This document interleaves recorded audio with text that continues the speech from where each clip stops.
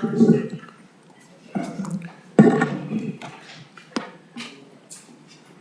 afternoon. Thank you everyone for being here on a Friday afternoon. It's hard to believe that a little more than a week has gone by since we all gathered here last Friday, but it has been. And it's Friday, June 12th, 2026. We're at Carmel-by-the-Sea City Hall, and I'd like to call this special meeting of the Carmel-by-the-Sea City Council to order at 3 p.m. City Clerk, would you please call the roll? Councilmember Byrne. Here. Councilmember Buder. Here. Councilmember Delves. Here. Councilmember Dramov. Here. And Mayor Byrne. Here. Thank you.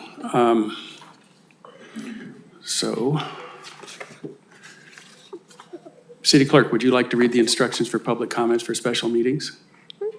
During special city council meetings, public comments are permitted on listed items on the agenda. After each item on the agenda is introduced, the mayor will invite public comment on that item.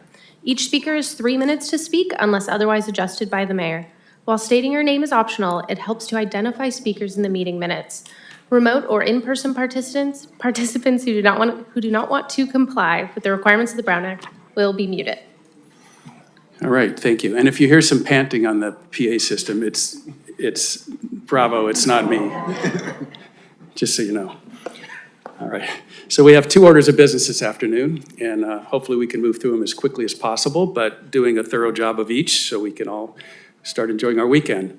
But item 1 is receive a presentation on the executive recruitment process for a city administrator, receive community input on desired city administrator qualifications, and provide direction to staff. And we're fortunate today to have our acting assistant city administrator and also acting, I'm not sure what we would call you, but the HR director. So Marissa has a lot of experience in these things, and we're anxious to hear her staff report. So the purpose of this presentation is to provide council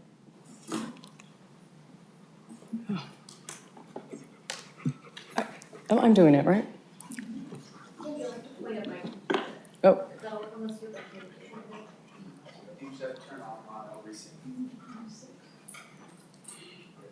Can you do it?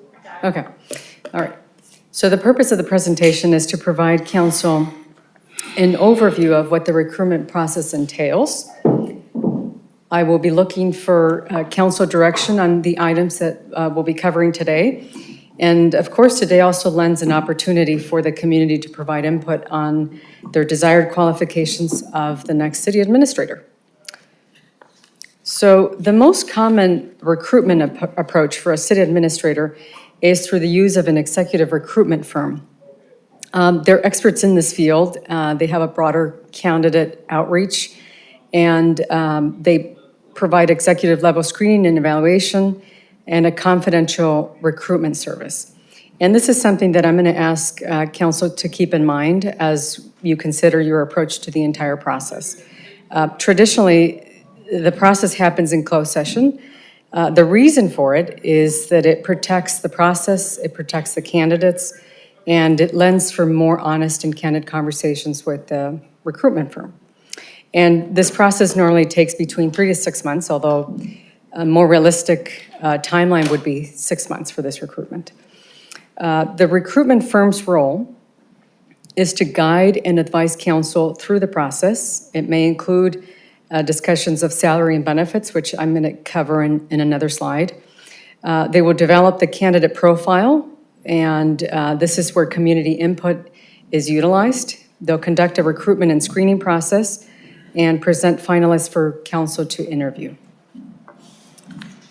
So step 1 is the request for proposal, or to issue an RFP. This is the most efficient method that allows us to gather proposals based on qualifications, along with cost, be able to evaluate their experience and their outreach strategies. And in my experience, recruiting firms are fairly similar in their core services and their approach. Where they differ is whether they have, more stronger California-focused experience versus nationwide outreach, whether they conduct passive or more active recruitment, and the strength of their network. So through the RFP, we can ask for specific experience, geographical focus, and select firms that are best positioned to support Carmel's recruitment for a city administrator. So I'll be asking for council to share what you would like to see from the recruiting firm. Step 2 would be to review the proposals and select a firm, and these are 3 options for council to consider. Option 1 would be for HR to review proposals, develop a shortlist, and then for council to interview, evaluate, and select a recruiting firm. Second option would be for council to appoint a subcommittee who would essentially do the same thing, review proposals, develop a shortlist, and bring to council for interview and selection. And the third option is full council review of all proposals, which could be between 15, 20 proposals, and then make a final selection. So with any of these options, council still retains the ability to interview the top-tiered firms and make a final selection. So again, I'll be looking for council's direction on which option does council prefer, how many firms would council like to see in a short list, and again, I would encourage council to consider doing these interviews of the recruiting firms in closed session because it allows for more candid questions and answers. Step 3, this is also an important step in the process, which is to consider the salary and benefits as they are now. I don't think I need to tell council the importance of proper salary placement for any position, and the city administrator is no different. The salary will determine the quantity and the level of experience of the applicants. Last time I looked at the salary of the city administrator, it was one of the lowest in Monterey Peninsula. So my recommendation to council would be to review the salary and compensation before the recruitment goes live. And next steps in timeline. So this is a tentative and ideal timeline for the process. First would be to issue an RFP, and the target date to issue the RFP would be June 26th, so it's about 2 weeks from now. That'll give me time to develop it. The RFP submission deadline would be 2 weeks after that, so July 10th. The proposal review and short list selection, depending on council's preferred option. The target date would be July 24th. And finally, council would be able to ideally conduct interviews of the firms, recruiting firms, and also receive a presentation on the city administrator's salary and study discussion on their August 4th council meeting. And with the ultimate goal of selecting a firm. So this is where I seek council's direction. So what are the desired qualifications of the recruiting firm? What is the proposal review and selection method that council prefers? How many firms to bring on a short list? And is council interested in reviewing the city administrator's salary and benefits? And do we place that on the agenda, on the August agenda? That's it. Thank you. Any questions? Questions? You want to start? Do you have any questions?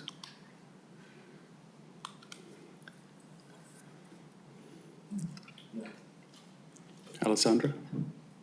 Jeff? No questions. Okay. No questions. All right, I guess we're going to turn it over to public comment. We're going to give you 3 minutes, and how many people are going to make a comment, so I know? Everybody here is going to make a comment? Who isn't going to make a comment? Everybody. All right, is anybody online so we can get a handle on that? I can't see it. Nobody online. Okay, so if nobody's online at all. All right, so we're not going to take any questions from anybody online, even if they show up at this point. All right, who wants to go first? Come on up, Lee. Thanks for taking time out of your schedule at the restaurant to be here. It's important work. We all love our town, and it's a team sport. So, Lee Morcus at the Hog's Breath. We've been kicking around here for, I don't know, close to 30 years, 35 years. I was raised in travel, tourism, and resort economy, so I have a little bit of expertise and experience. I've been involved in hiring CEOs for public-private organizations on several occasions, including search firms. I'm here to offer my services as part of a task force or subcommittee. Our greatest successes in the organizations I've either chaired or served on has been on a collaborative basis where it hasn't been government only or the private sector only. It's been an organization of stakeholders that do it together. Every time we've talked to a search firm, and we've talked to a lot of them, we've learned something of value from all of them, whether we engage them or not. There was something to be learned from all of them, and in cases of RFPs or RFQs, I think there's merit for both. I would like to say this about economies and communities. Thriving communities require, by definition, a thriving economy. And we all love this town for what it is. We all want to preserve it, but that doesn't always mean it should stay exactly the same. If you have a beautiful garden, you still have to garden it or it's going to die. And I think that's something we should be very sensitive to here. We want the soul and spirit of this town to remain alive and vibrant for all the right reasons, the same way that I'm not trying to be self-congratulatory, but we held that at the highest level with everything we have done at the Hog and will continue to do as long as I'm somewhat responsible for its present and future. But, you know, our staff, our town, travel, tourism, and hospitality is the lifeblood of our economy. It's paying for a lot of goods and services that we all enjoy, including our staff and our residents, that are being paid for by tourists. And we need to be mindful of that because success is a lot more fragile than failure. And anyway, I'm here to help at whatever level the council would like. I'd like to serve if I can, and time's limited, but maybe my perspective might help a little bit. So thanks for your time. Thanks for all you're doing. It's not easy.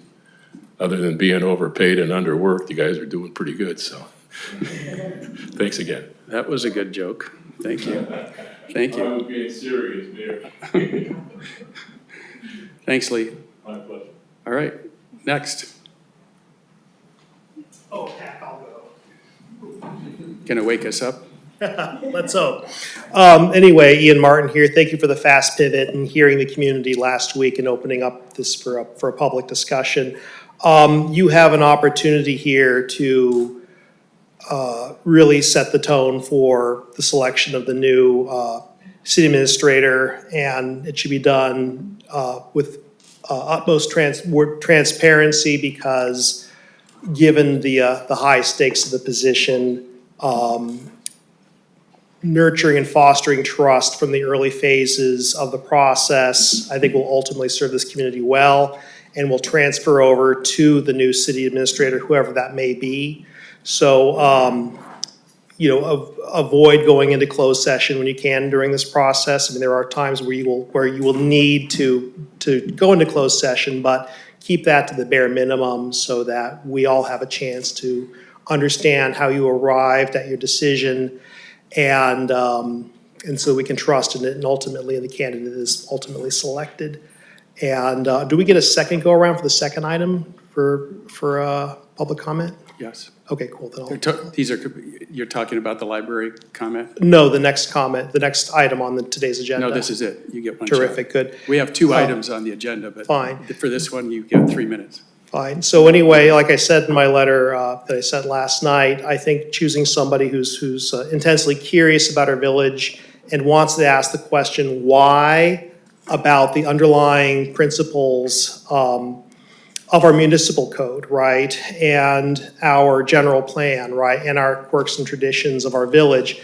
Having that curiosity and an intense appetite for learning about our village will serve us well, because the way I see it, our municipal code and our general plan are not just simply documents by which we run a municipality. They're documents about preservation and stewardship, and they should be used as such to protect the qualities that we hold dear in our village. Thank you.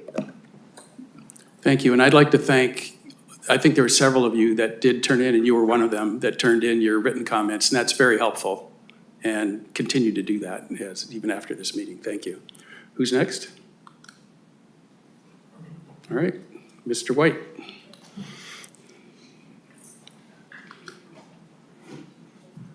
Good job last week. Ken White, I want you to picture 3 candles in here. And we're going to talk a little bit about that. In the mid-'80s, I was elected to the Carmel School District Board of Education, and about a month before we went on to sit in the big chairs, the superintendent there at the time found a really good job and gave notice. So when we walk in and sat down, new board members, we had this first problem, finding a superintendent. And so we felt, well, the man or woman would be working for us, so we're going to be the masters of this program. We know best. Just got elected. We know best. And so we contacted the League of California Cities. They get the advertising out. It was really good. We contacted a gentleman, some people call them headhunters. I'm not sure if that's right, but what happened was we chose him to condense the files as each person applying was, I think, get the file from you that you develop. And we also got a notice from the 2 employee groups in the district. They would like to have some part in it. Well, we felt that whoever's going to be there, were going to work for us. But we were talked into giving them the opportunity to go through the interviews, which we did.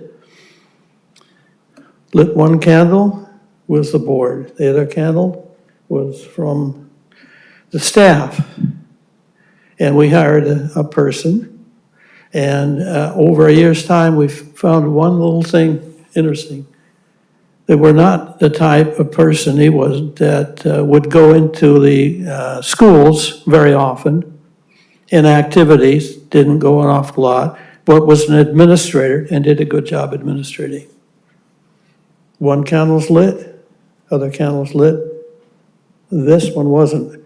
Can you guess what that last candle was missing from the quotient? It was the public, the parents. We didn't include them.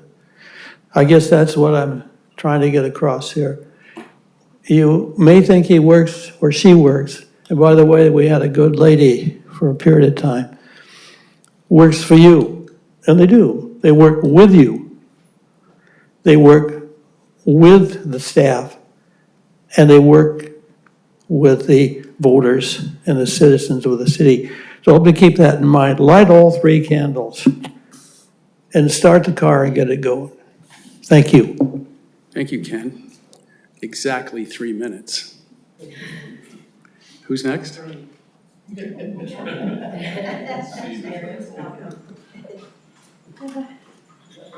Good afternoon, Nancy Toomey here, speaking on behalf of myself and my other half, which is dangerous, but we'll go for it. With regard to the focus that you have today on the process to get to identifying a recruiter, we'll of course defer to your good judgment and those of HR professionals, as in Marissa, that's present company here. But with the additions of, we'd like to see recruiters that focus on fit, not just a big city. So I think that's an attribute that is essential. And then Tim and I did submit some characteristics that we believe are important in your consideration once we get to that phase in your process. So I could highlight a couple of the things here. I mean, there are some way obvious things with regard to good leadership and motivation and engagement with community, all those types of things, but you've got that in writing in what we submitted. And of course, stealing a comment that Cindy Lloyd had made it from the past item, which is respect for our village, our culture, our community, all of those things as we get to that level is essential, along with the relevant leadership characteristics that you're, of course, will include in your criteria once we get to that phase in your process. So I'll just kind of leave it at that because you got our other comments in writing. So thank you very much. Thank you, Nancy, and your comments were excellent, I thought. Appreciate it. Next. So Tim, you aren't going to speak, right? She spoke for you. Okay. Well, I actually, Yeah, go ahead. I knew I saw something there. I'll be real brief. I was just thinking that when Marissa was showing her slides that she was asking for input on the recruiting firm, we gave her input on the candidate. So, kind of thinking about the recruiting firms, it's pretty obvious, that they have experience with, candidates that, have experience in, destination environments like ours, the tourism versus the resident, situations. And also, just the fact that, we're a small community and the residents are very passionate, probably more so than, a lot of other communities. So I think that would just be, key components of, finding a recruiter that's had experience in placing individuals without, those types of experiences and backgrounds. Thanks. Thank you. Maria, you going to come up? Since nobody's standing up, I'm going to start calling people. Well, I wrote mine so I can stick to my 3 minutes. Mayor, City Council, City Attorney, and staff. My name is Maria Bruce. I appreciate the opportunity to share my thoughts regarding the upcoming recruitment of the Carmel-by-the-Sea City Administrator, as well as what I consider key qualifications of the candidate and of the research firm. It is important to take into account that we currently have a very qualified acting city administrator, Brandon Swanson, who understands our own town, our community, our needs, and our city staff. This means we do not need to rush through the process of recruiting the next city administrator. So I recommend that you take the time required to do such an important job. That's my first item. Based on the powers and duties of the city administrator described in the Municipal Code 2.08060, now that I'm learning from you, I think those are clear and offer substantial background. Now, with regards to the candidate qualifications, I would like you to consider key elements. Someone new, with relevant government and leadership experience, but with fresh and new perspectives. Someone who has demonstrated the ability to manage staff, projects and budgets, stay within budget, and engage with the community. And the community means the residents, the business owners, the visitors. That's our community. Let's remember our business owners and all of those who support a lot of what we do. So I think that's important. And someone with appreciation to traditions, based on what Cindy Lloyd has shared with us, that is ready to drive that tradition, but it also can adjust to change. We have to remember that there are some things that require change. Example, addresses. As for recommendations when identifying a recruitment firm, and based on a lot of my prior experience, I've had to deal with a lot of them before, I suggest we use a model of the city of Monterey by releasing an RFP and selecting a firm that shows understanding of our city, but also someone with relevant and recent experience in identifying and selecting city managers, which means somebody who's done this in the last 2 to 3 years. And the reason we thought that is because I think the current labor and political environment has created a modified approach to recruiting.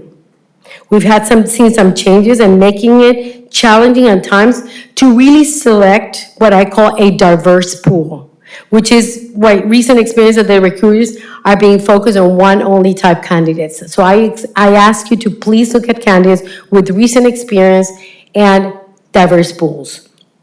The rest of the stuff on the RFP, very relevant. The cost, the schedules, everyone seems to be between 12 to 13 weeks and all of the elements on the RFP will be very similar. I would say that you should go for at least 2 to 3 qualified recruiters, in my opinion. That's what I've done in the past. So overall, this is probably the most important decision you, city council members, will have to make. The most. This requires your thorough evaluation, assessment, and incredible openness to consider alternatives and candidates that are going to be important today, but this person is going to stay with us for the future. So I have my full confidence that you can do that, but take your time and look at this job with broad, open-minded approach. So I recommend you follow the Human Resources review and recommendation. Thank you. Thank you, Maria. Well done. Donna. Hi, I'm Donna Judd. That was so good. I applaud. You people all live here, so to preach about character and integrity, we hear it every meeting. So that's a given. We don't have to even bring that up, that you care. And that's all we care, that you care. You know, everything else. My question is, what firm did we use to get our new librarian?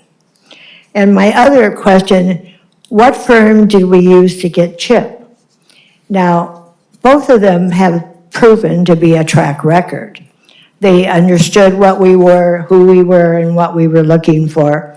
So, and I don't believe that, I believe you should have a lot of just you in meetings to discuss it. We can't bring 3 candidates up here and give them their resume and then throw 2 out. That's a decision that has to be voted on. We elected you to make the hard decisions. I may not like the decision, they may not like the decision, but you have to make it. And you can't we all know what we're looking for. We all know that, it's a given. I mean, you can send letters, you can have 20 of these. And you can ask the staff, just send anonymous. You can ask everybody. But it's preaching to the choir with you guys. And I think so I suggest you look at who you want to choose with Marissa's help and just move on. And I agree with Maria, but we can't drag it out for years. Costs money, takes your time, and it's a waste of time. So as speedy and efficiently as you can. And recently, the longer you drag it out, the more it costs. And the more meetings you have to have, and we have plenty already. Thank you. Thank you, Donna.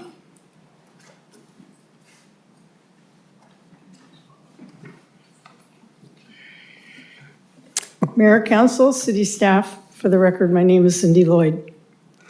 I preface my comments with a few from Katie Fry Corso, my childhood friend and classmate at both Sunset and Carmel High Schools. She lives on Whidbey Island, but reads the Pinecone critically every week.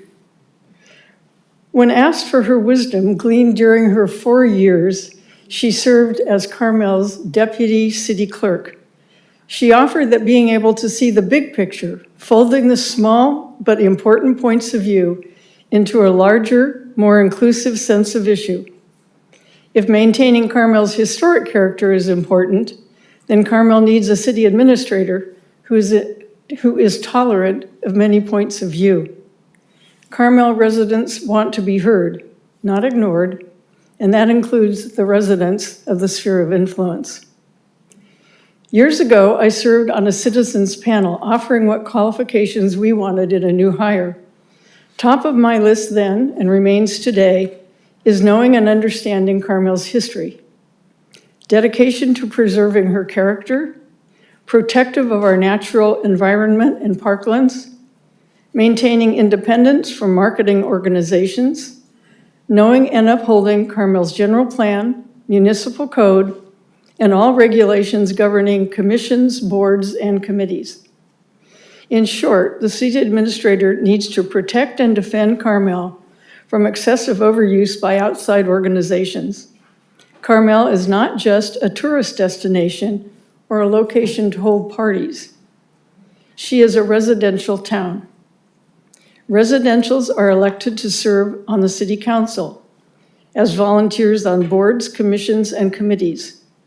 The residents determine what can and cannot be built, what buildings are historic and what are not, what activities are permitted, how the forest and parks are treated, while interacting with all departments and city staff members. Honesty, integrity, openness, and accessibility are foundational qualifications. An easily understood communication style would be helpful. Thank you very much. Thank you, Cindy. Victoria?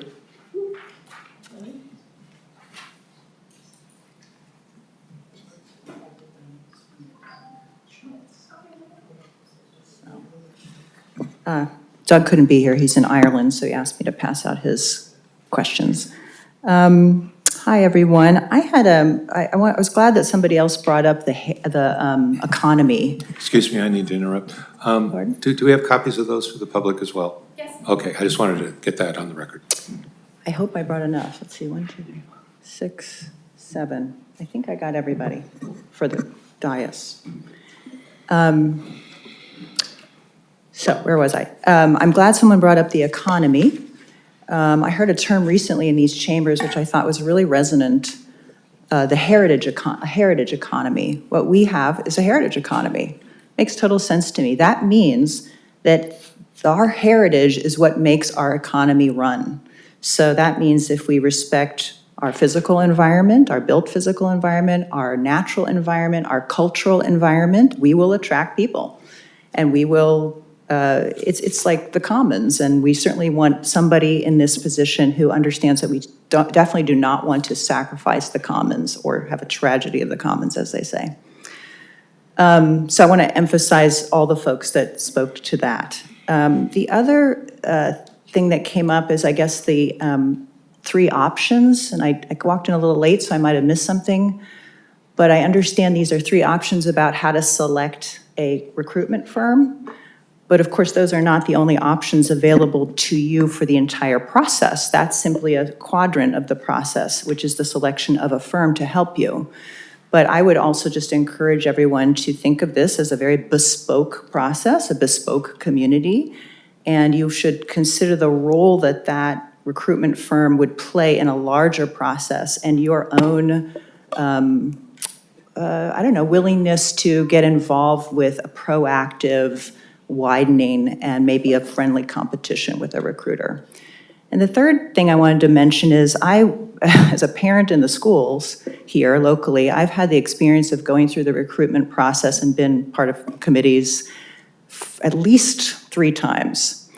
And in each case, those processes failed due to a lack of, let's say an over-reliance on the professional recruiter, which is a sort of automated process. So that's another sort of plug for broadening your thinking of that. And I just want to close with one anecdote. When my child, back on schools, when my child was very young, they run these, elementary school mock lessons about city council. My child was elected mayor, and there were city administrators elected and appointed by the mock council. And the mayor at the time gave a spiel, as they often do, to teach the children about civic governance. And he said,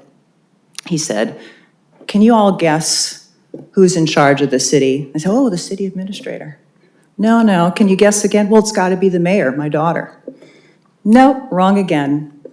It's you." He pointed to all the children and said, "It's you, the kids who live here, even if you don't vote, and your parents who do vote.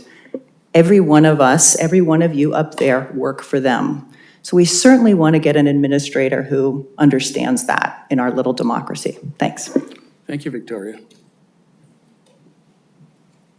I know there are a couple of people that haven't spoken. I think everybody was going to. No? That's it? All right, nobody online still? And I said they couldn't anyway. Okay. Thank you, everybody, for your comments. Let's bring it back for a discussion. Who'd like to start?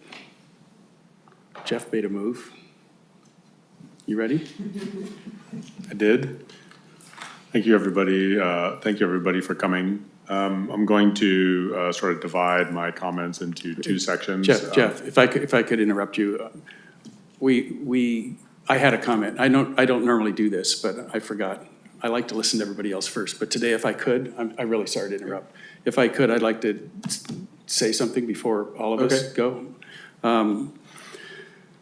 Hiring a city administrator is the single most important decision this council is going to make, and I think we heard that at least a couple times today already. The person we select will lead our organization, manage our day-to-day operations, guide our staff, and help implement the vision this council has established for infrastructure, fiscal stability, and the long-term future of our city. Long after individual council members have come and gone, the impact of this decision will still be felt. We owe it to our community to get it right, and this is not simply a hiring decision, it's an investment in the next decade, at least, of Carmel's future, because however long that person stays, they're gonna impact things for quite a while. Our first responsibility is to select an outstanding professional recruiting firm to guide us through the process. This is what these firms do every day for cities throughout California and across the country. And listening to some of the council meetings that other cities have done, it's rather surprising how many city managers these firms place.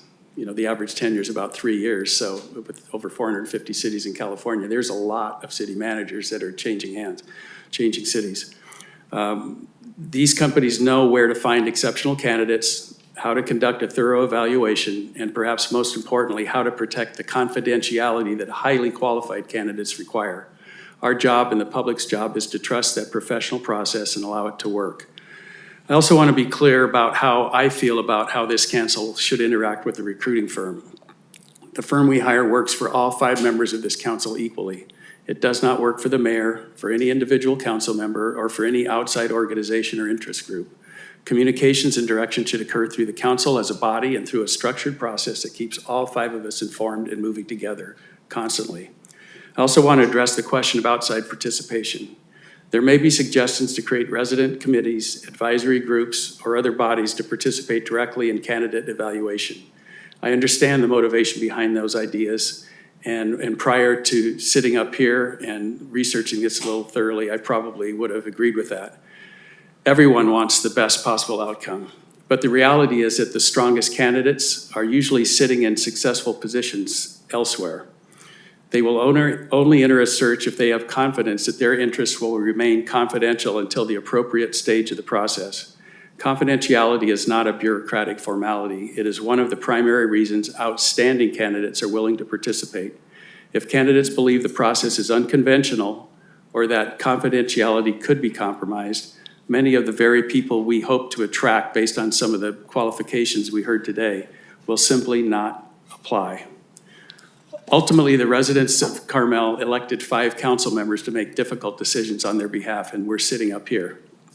This is one of those moments. The recruiting firm will guide us through a professional process, help us gather public input where appropriate, and present us with outstanding candidates. Our staff is highly qualified to support that effort, but this council will make the final decision and will be accountable for it. That's exactly how representative government is intended to work, and I'm confident that if we follow that process with discipline and professionalism, we will find an exceptional city administrator for the people of Carmel. All right, Jeff, now you can go. Thank you. Thank you for those comments. I'll start by thanking you again for those comments and say I generally agree with them. So I'm glad I'm not the first person to have said that stuff. I have my comments in 2 different areas. One about the process and one about the candidate. This meeting is mostly about the process. So I don't have very many comments to say about that. But I do think that I'm happy to have all the meetings in public, with the exception of the following meetings. Any meeting that involves the selection of the recruiter, I think should be behind closed doors. I'm happy to, obviously when we get, I'm understanding that when we get proposals from recruiters, those are all public. But if we're going to meet with people and do a sort of public bake-off of 3 firms that are going to do this, I think it's marginally insulting to do it, to do that sort of stuff in public. And I think we would handicap ourselves by possibly not having recruiters apply if they knew that they were going to have to come to a city council meeting and give, public testimony on why we should choose them. So if we get, however we get to three recruiting firms, if that's the number we decide that we're going to pick from, I think we should, as a council, make that decision behind closed doors and come out. I'm happy to sort of give staff direction and have staff conduct the search for the recruiting firm. So that would be fine with me. I'm also unwilling to have meetings in public that involve any personal information about as to what Dale said, any personal information about the candidates' names and backgrounds and all that stuff. I think we will completely kneecap ourselves. I think Dale is right. The mayor is right when he says call me that. Dale, it's okay. when he says that we would hope to find someone with a sort of a good track record that may or may not be happy in their job, but let's not limit ourselves to only people that are unhappy in their job. And I think that a lot of those people would be unwilling to apply if they knew that their current employer was going to find out that they were looking for another job. So the five of us have been elected to make these decisions. The buck stops with the five of us. I speak for myself when I say I'm willing to take that. And if we make a bad decision, we make a bad decision. We'll hope with everybody's guidance, we'll make a good decision. So that's how I feel about that. My comments on, I offer these comments on the ideal candidate as sort of a baseline. I know that there were some comments in the staff package about priming the recruiter for what we are looking for as a council and, as individual council members and as a council. And so I'll say that, one more comment about the process. I would like to see it happen expeditiously. Like I do not want to see this process go through the end of the year. I do not want to see it go through the election. I would like to have it done before the election and just have that sort of thing.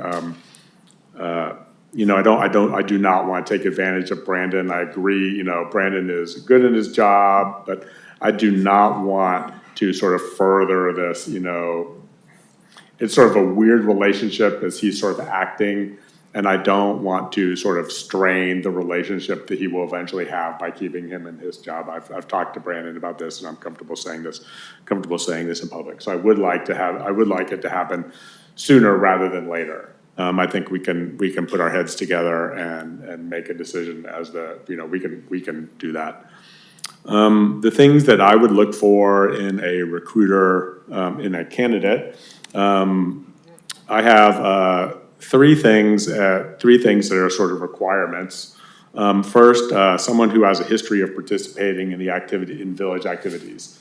And by that I mean if we, for example, we're going to hire, and for those of you in Capitola, I'm completely making this up. If we were going to hire, the assistant city manager in Capitola as our city administrator, for example, I would like to see that person has some history in getting out into the public and doesn't sit behind a desk.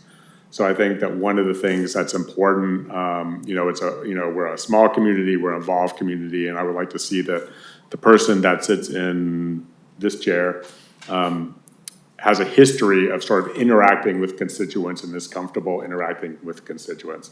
I think that we can teach the person a lot of things, but teaching them to be an extrovert rather than an introvert, I think that stuff is more difficult. So that's the first thing. The second thing is someone who actually is patient with constituents, so a history of getting out in the community, and someone who can demonstrate that they're patient and they don't tangle with constituents. So I think that's pretty much speaks for itself. And third, to Dale's point, someone who won't play favorites, someone with a record of not playing favorites among the five of us and wouldn't bend to a faction of the council, and even those with whom they disagree. I think that we can teach someone. I think that sort of the fortitude to stand up to us. I think that everyone always talks about people managing up, and sometimes you end up in a situation. Sometimes when you have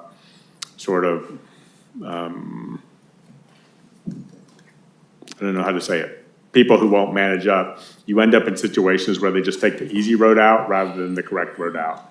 And I would like to see someone that looks out for all 5 of us rather than someone who looks out for the 3 people in the majority.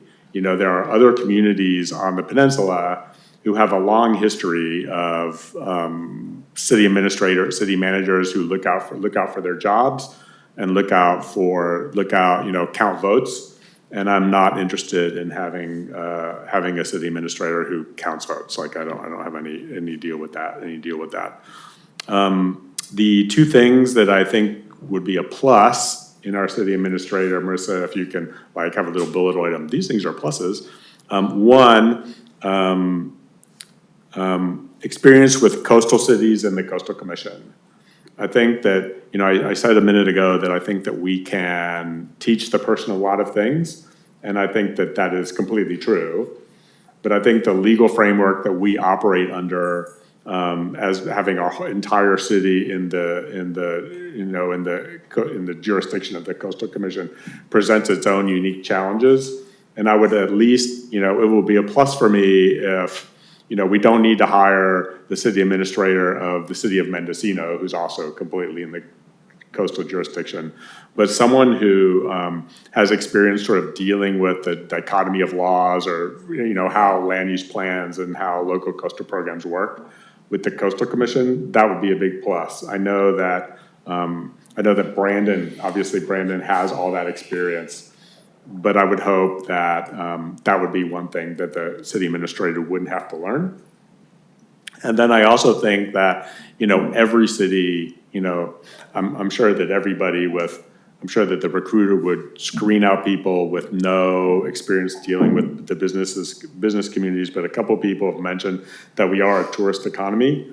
And I think that it would be a plus if we hired someone who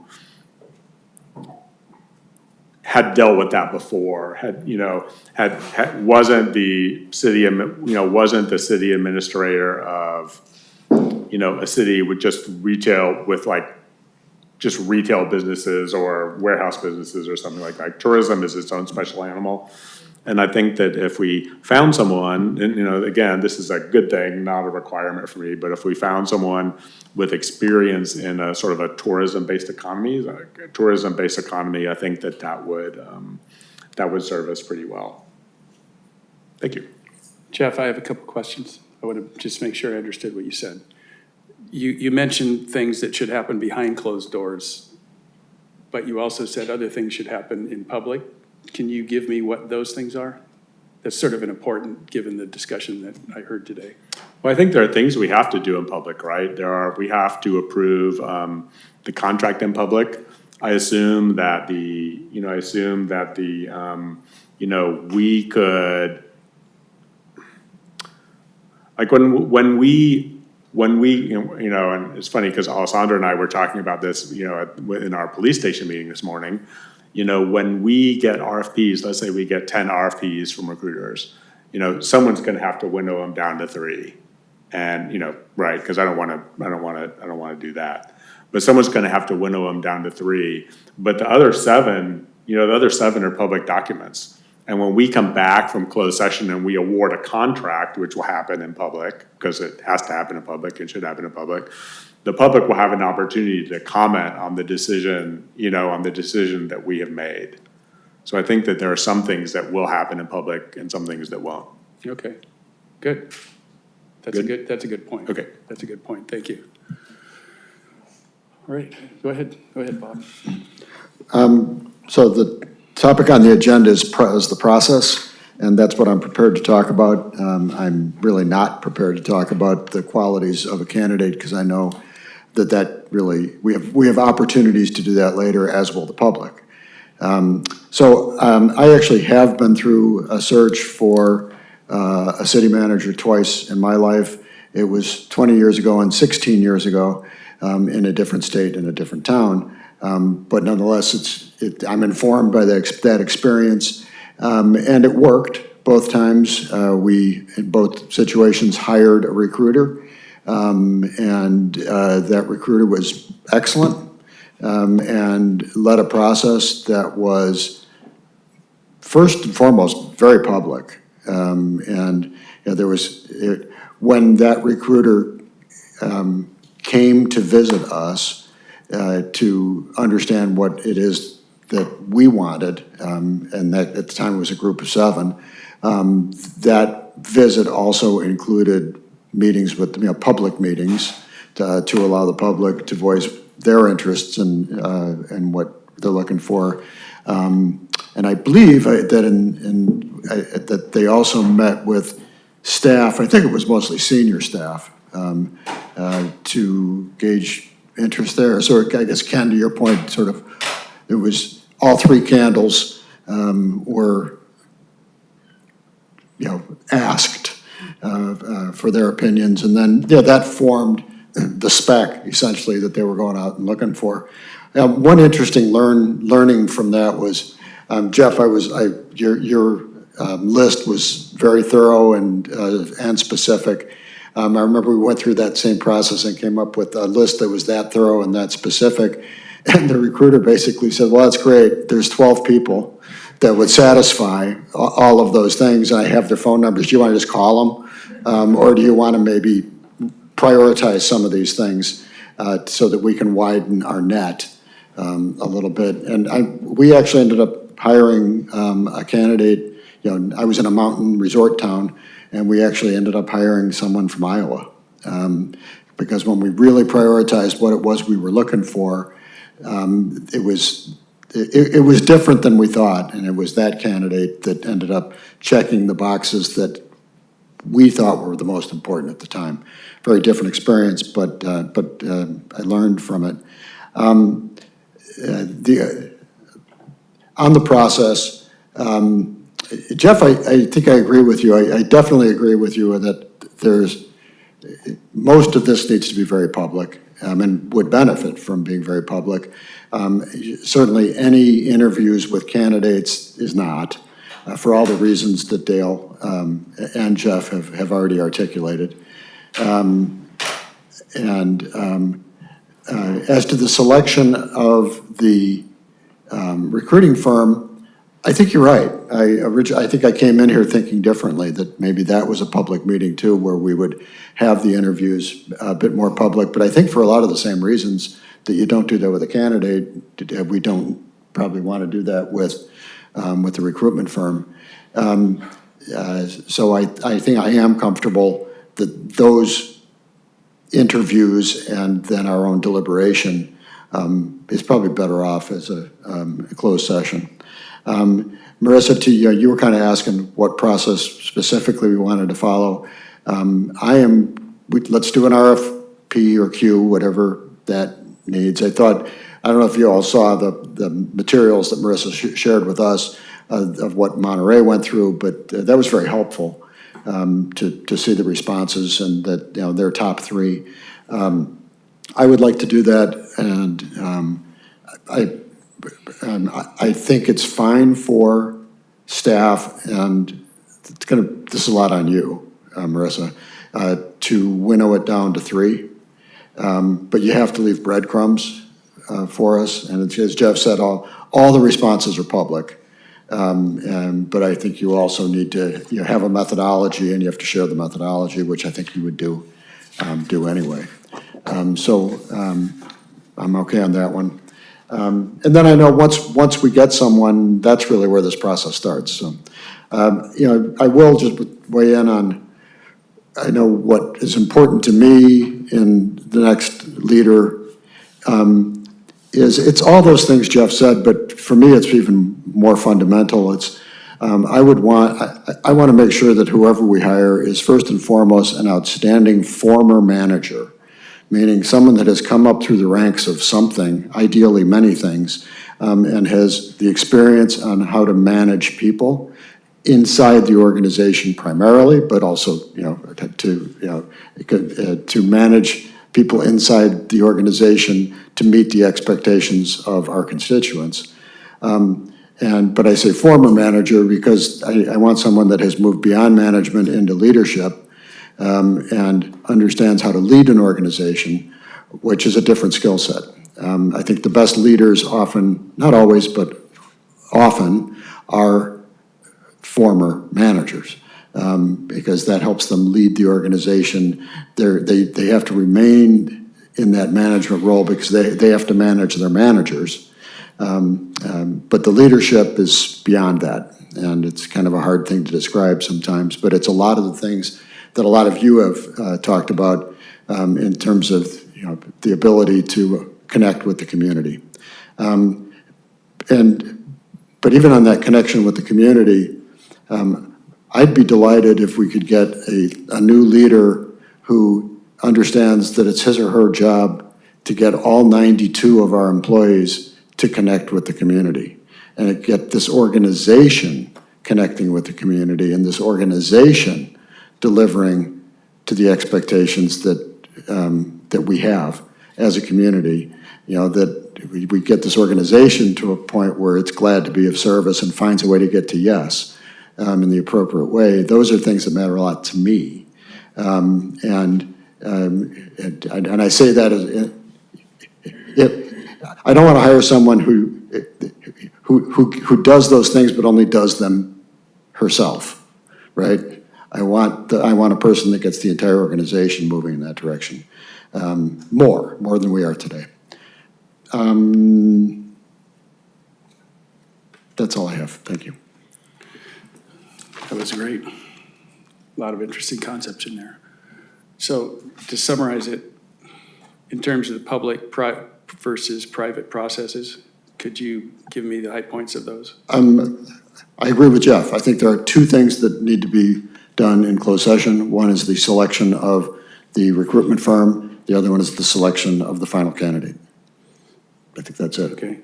And in terms of what happens in public, would you take direction from the firm we hire in terms of managing that process and how it's done? Yeah, I mean, that firm should come back, I guess, maybe the way I'll say it is, for me, the winning firm is the one that demonstrates quite a bit of flexibility in their process, and, you know, has, maybe I should go on. Thank you for asking that. I want a firm that has done that, been there, done this. The one we worked with was Peckham and McKinney, that this is what they do. And they do pretty much just city managers, and pretty much just on the West Coast.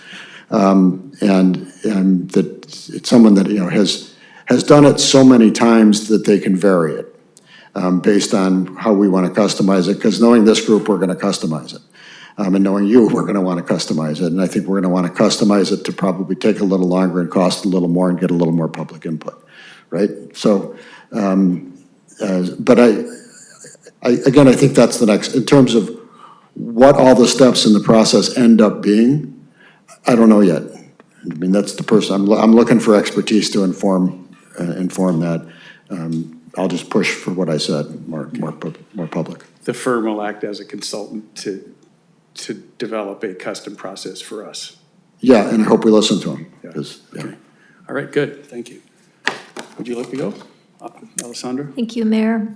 First, I just want to thank the members of the public that came out, because I'm really impressed with the turnout and your participation and the comments that you made. So thank you to everyone. I strongly support having these meetings in public and keeping the whole process open as much as absolutely possible. I worry a little bit about the over-reliance on the recruiter, and my reasoning for that is I have concern that sometimes the candidates that are being recruited are potentially the ones that are unhappy with their jobs or not doing well in their jobs in a way, and I don't know exactly the details of how we would do this, but we would be better off if we quote-unquote poached somebody who is happy with their job elsewhere and we're able to bring them here.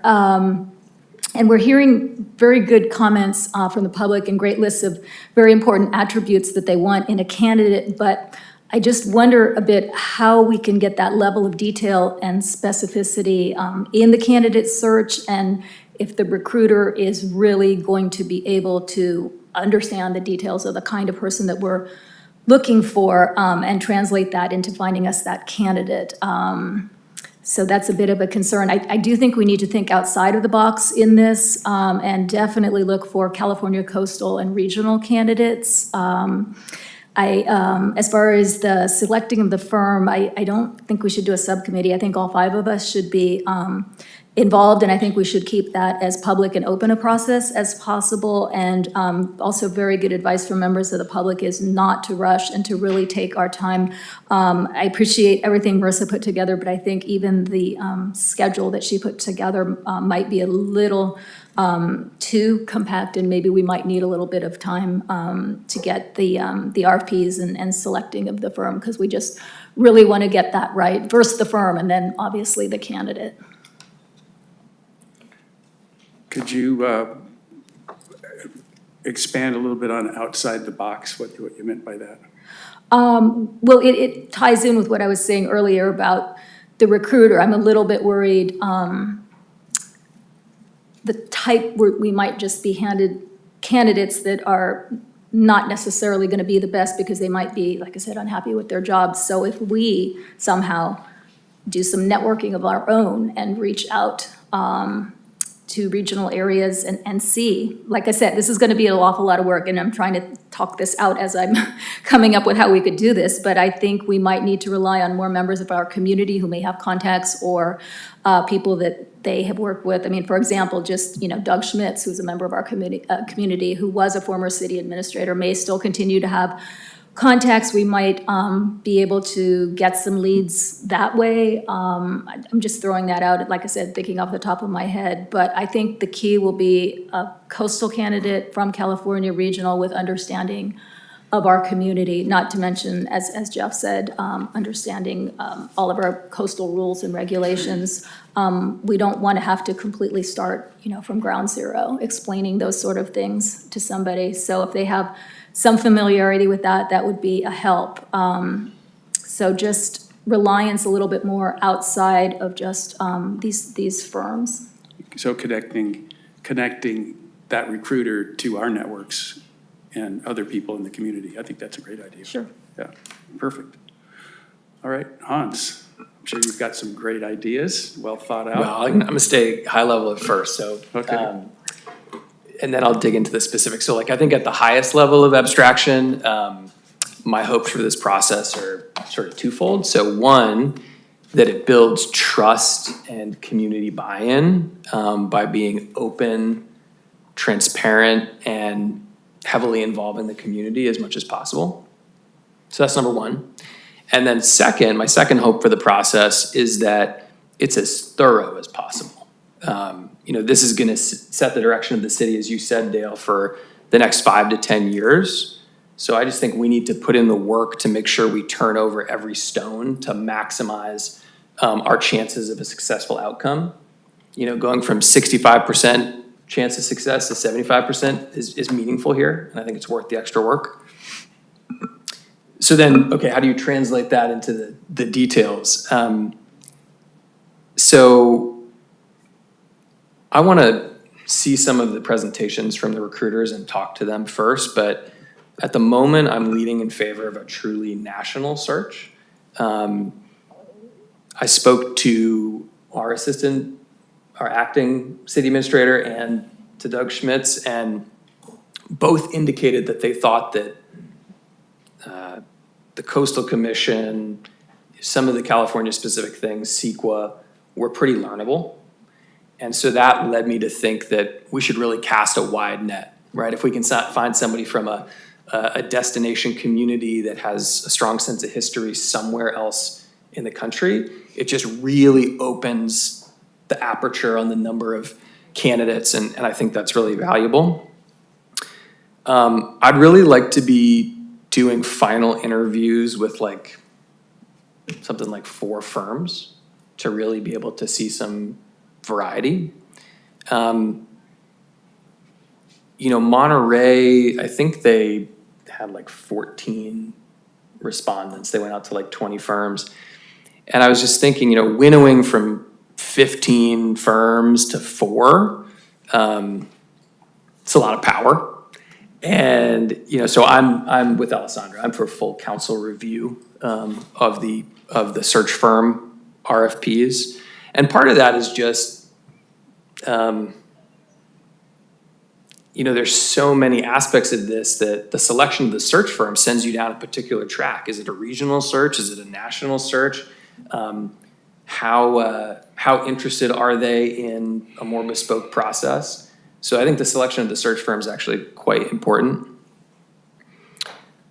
I would very much like to have the search firms present in open session, to actually do a presentation, take questions from the council, potentially take questions from the public. I spoke to Tyler Williamson, the mayor of Monterey, a couple weeks ago, and that's how they did this. So the 3 firms that they had, they did present in open session. And again, I think it's about trust. I think it's about everyone getting a chance to kick the tires. I think that's really, really important. Bob, you said we're probably going to want to customize the process. The public's definitely going to want to customize the process. And that's the kind of thing, if somebody in the public gets a chance to ask that question of the search firm and they can actually hear the answer, I think that's where you build the trust, and I think that's really valuable. Similarly, I'm not going to talk about the candidate profile today because I just think it's premature, but I'd like the development of the candidate profile to occur in a public workshop. I think that can be facilitated by the search firm. I think that's one of the questions that we and the public should be asking the search firm, like, tell us about how you develop your candidate profile.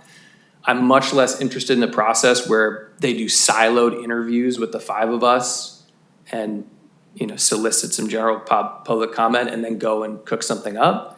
I think a public workshop like what they did with the design of the library, where you've got the multicolored sticky notes and it's interactive, I think that is the kind of engagement that the community is looking for. And then similarly, I'll piggyback on what Alissandra said, and I had some conversations with Doug Schmitz about this as well. I am for a hybrid process. The recruiter definitely needs to run the process, but I'm for a hybrid process for candidate recruitment, in which the pool of candidates is supplemented by candidates that members of the community and potentially council members can identify. The basic idea is that people out there, actively recruiting on behalf of the city could basically supplement what the recruiter's doing. And like Alissandra said, I worry a little bit about the sort of dance of the lemons.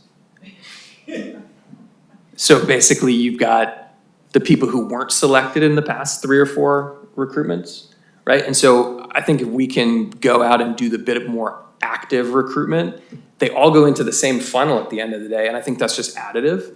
It can be totally informal, but I think we want a recruiter that would encourage that. I do believe candidate interviews should be done in closed session for all the reasons that you discussed. I think the top candidates are going to expect that, and I think that's totally true. So those are my thoughts on the process. Okay, thank you. Also well thought out. Mayor, there is a couple of legal issues that I spotted during the discussion. Okay. I could mention them now or later. That's why you're here. Okay. Hopefully. So the first one has to do with the Public Records Act. The law on the Public Records Act with respect to responses to requests for proposal is that the proposals are not public records until there's been a recommendation that is made for a particular candidate. So in the case of a recruiting firm, that would most likely happen when the agenda is posted for the council meeting, for the proposed contract, for the preferred candidate. At that point, then the proposals from the other candidates that were not selected are a public record. So I wanted to mention that. Can you tell us in simple terms what you just said? Well, I'm sorry, I don't mean to. Okay, let me try to simplify. I want to make sure I understood what you said. Let me try. It sounded good. I'll try again. So let's assume you get 10 proposals from different recruiting firms. Okay. You pick your preferred candidate, so that's 1.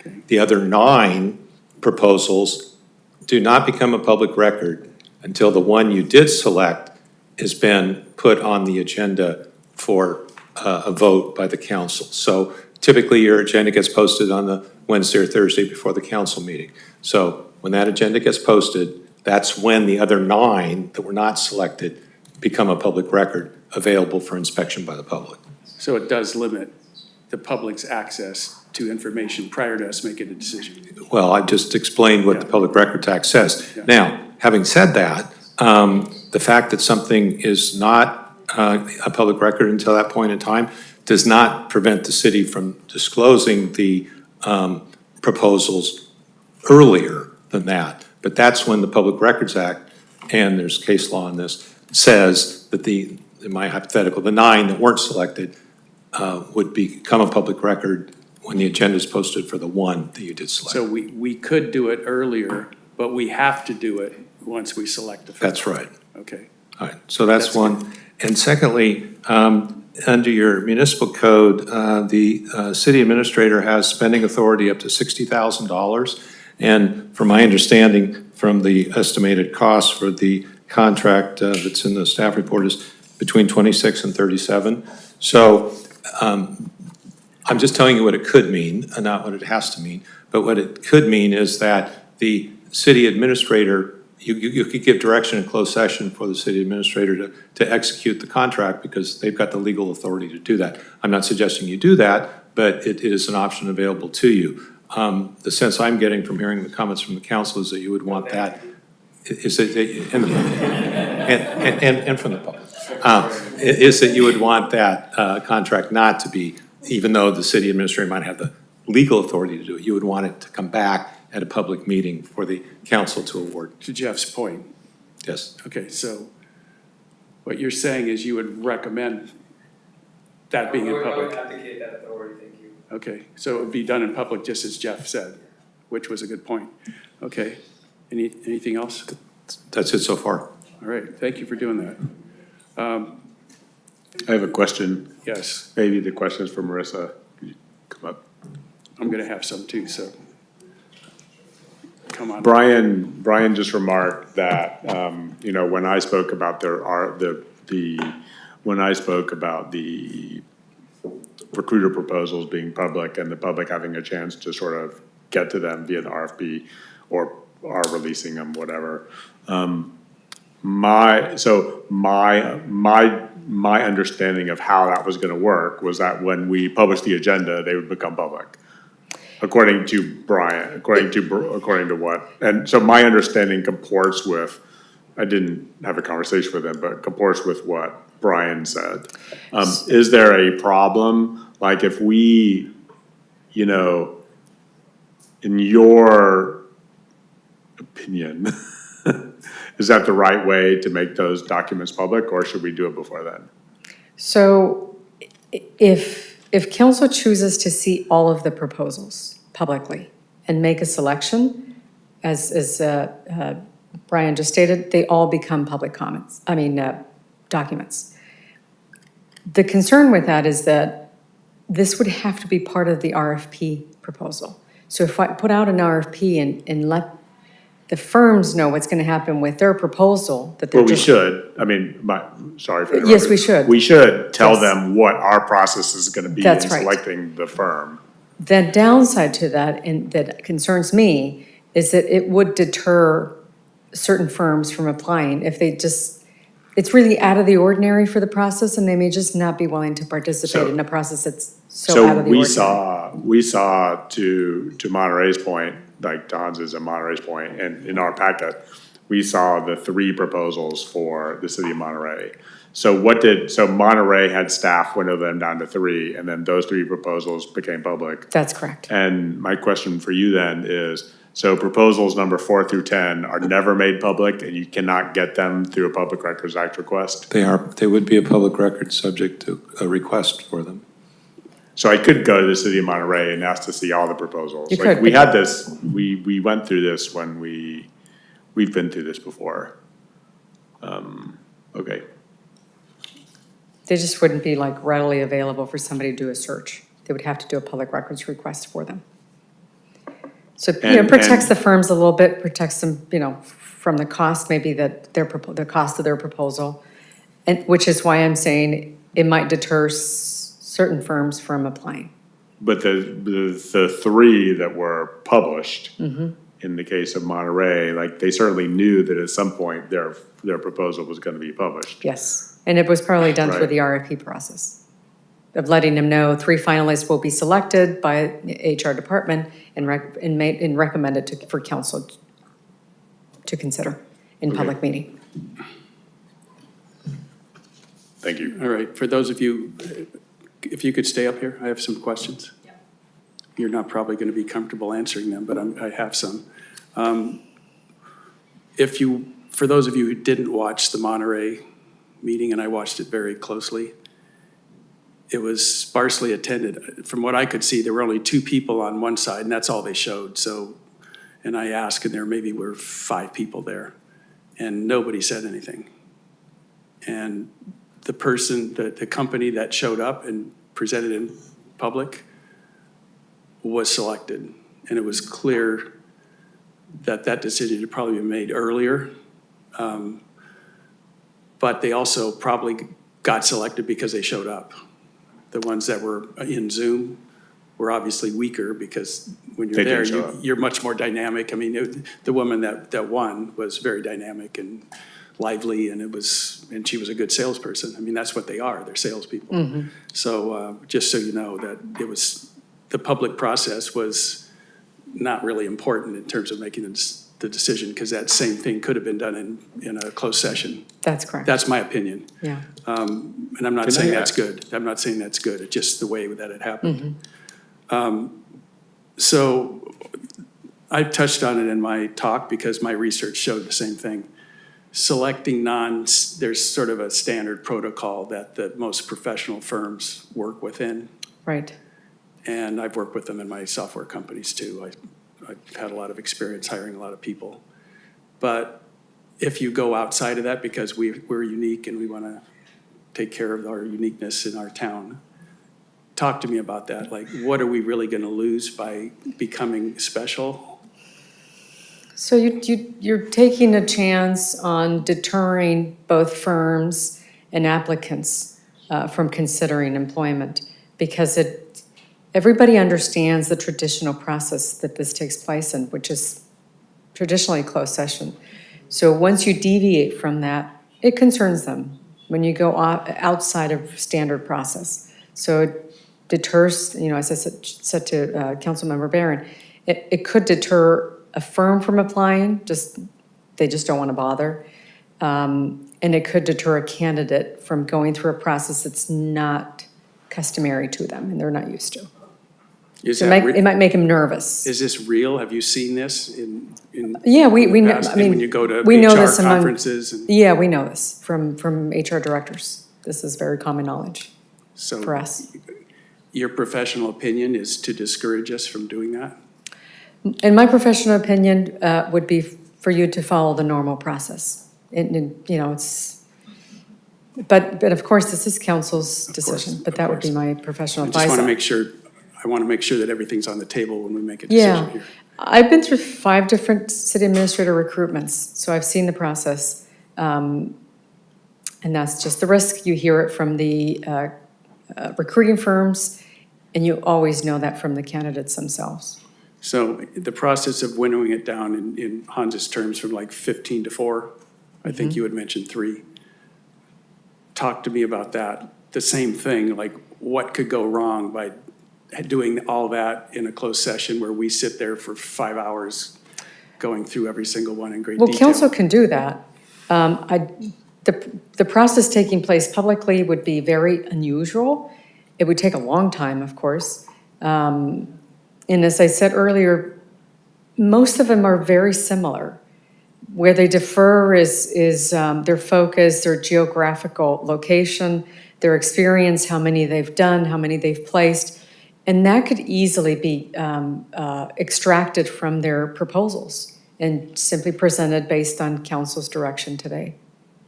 I think I had heard you say at some point, when you do it in front of council, you're going to get less subtle, useful information than if it's done with just you or your staff, senior staff person, perhaps.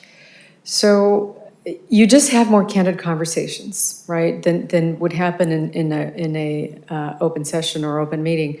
You can ask questions, they can share experiences, notes from the field, examples of recent recruitments, what happened, what didn't happen, why it didn't happen. Because the process is so confidential, they're not going to share some of this stuff publicly. Why? Because they got to protect both the agency and the candidates that went through that process. In a closed session, they might be more inclined to share it, which is usually the case. Okay, what else, what am I not asking that's important to you, since you're basically going to be in charge of the process internally? I think I've made my recommendations clear, Mayor, on the three, narrowing down the recruiting firms. You have three options. I've made my recommendation to allow me to narrow it down. You give me a number that you'd like to interview. Interview them in closed session so you can, again, have candid conversations, candid questions. That's just what's traditionally happens.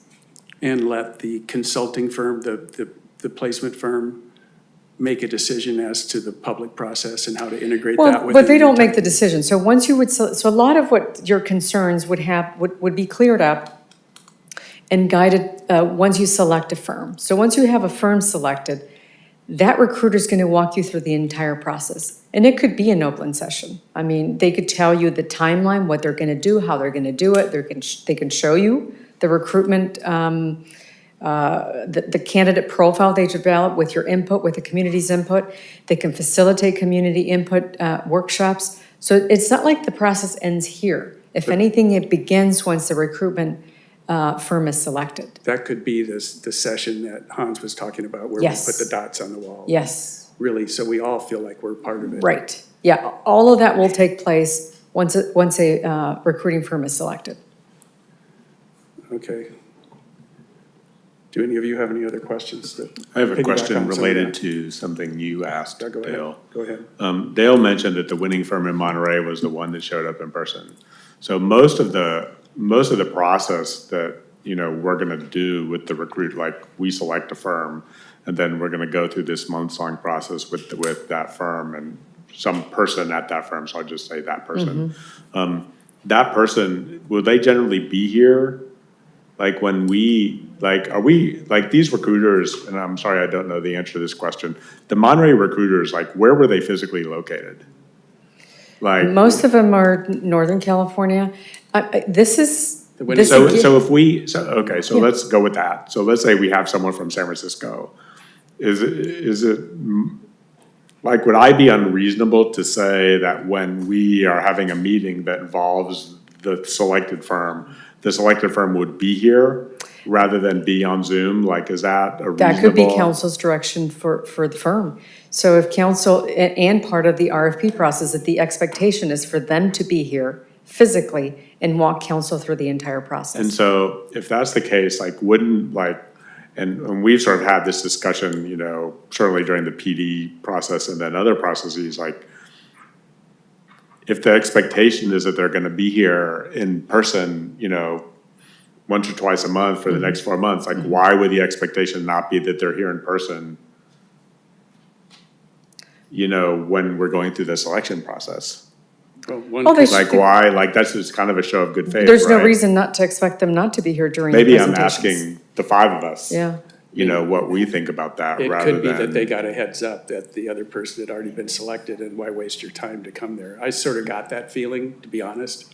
I watched it a couple times, and you can sort of read between it. I've seen a lot of these things, but. I think you are, if that's a requirement, the firm in Monterey or San Francisco has a distinct financial advantage over a firm that's coming from Albuquerque, right? I mean.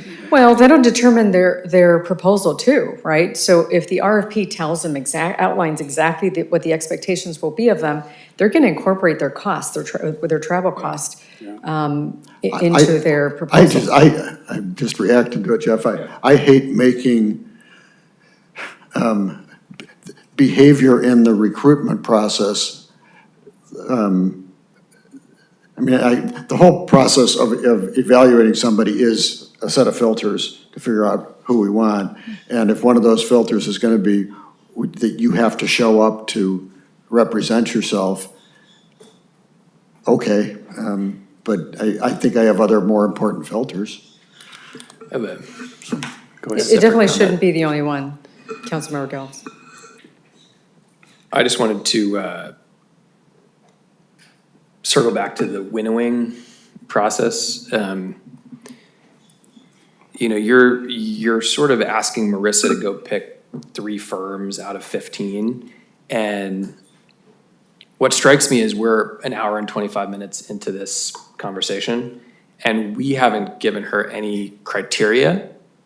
Like, is she gonna look for national firms or regional firms? What level of customization are we looking for that they're comfortable with? And like, it's not clear to me that we're gonna get there in this meeting. And that's sort of why, like, I'm just not prepared to relinquish that kind of control over the process, because I think the selection of the recruiter is very important.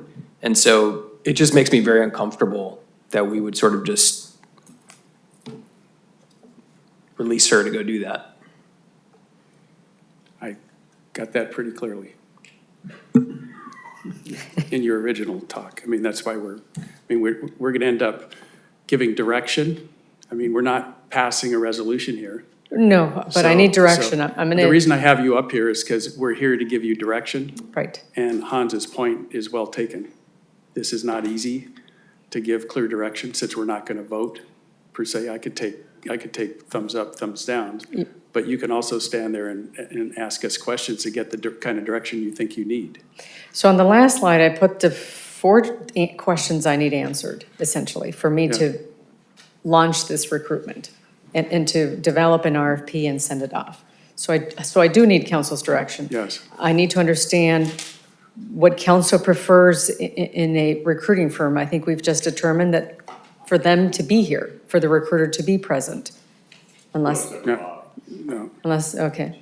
I'm just protecting. I think if they want to win, they should be here. If there's 3 of them, I think they should all be here, but that's their choice probably.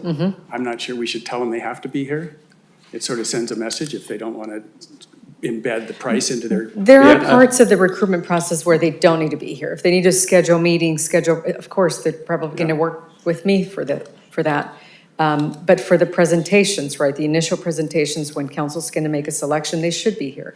Okay, Right. so ask, how many people think that the recruiting firm needs to be here in As person? part of the, If there were 3 firms and and it was being done in public, should it be done in public is the first question.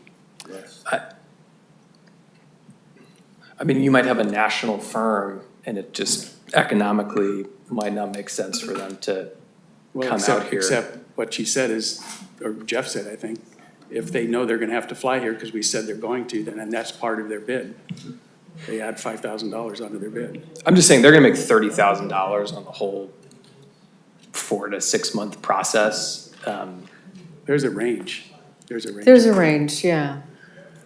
I mean, a lot of firms are in California, or at least in the West Coast, so it's, Oregon. Some of them are in Oregon, or Arizona, so they service California, and they're used to being here. It's not going to be the only recruitment they're running. They're running recruitments all up and down the state.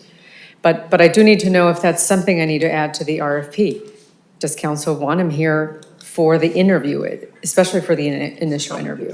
So, hey, Hans, I think we got, I think the main discussion we need to have is, because I think the discussion we're having is, to what level is the winnowing involving us and or public, and to what extent is the final selection of the recruitment firm a public process? Those are the 2 questions. And so let's start with winnowing. And then I think you're right. I think we should get those things knocked out and then go back and say, okay, what do you want? How do you want to shape the RFP? And Can I make a motion just for discussion purposes? Absolutely. So I move that the full council reviews all of the RFP responses, and that the RFP tells the recruiting firms that we are going to have the finalists come and present in open session and take questions in open session. I'll second that. So unless you want to go to, can you tell? I want to discuss it, yeah. But that's So, to advance the discussion. No, that's helpful.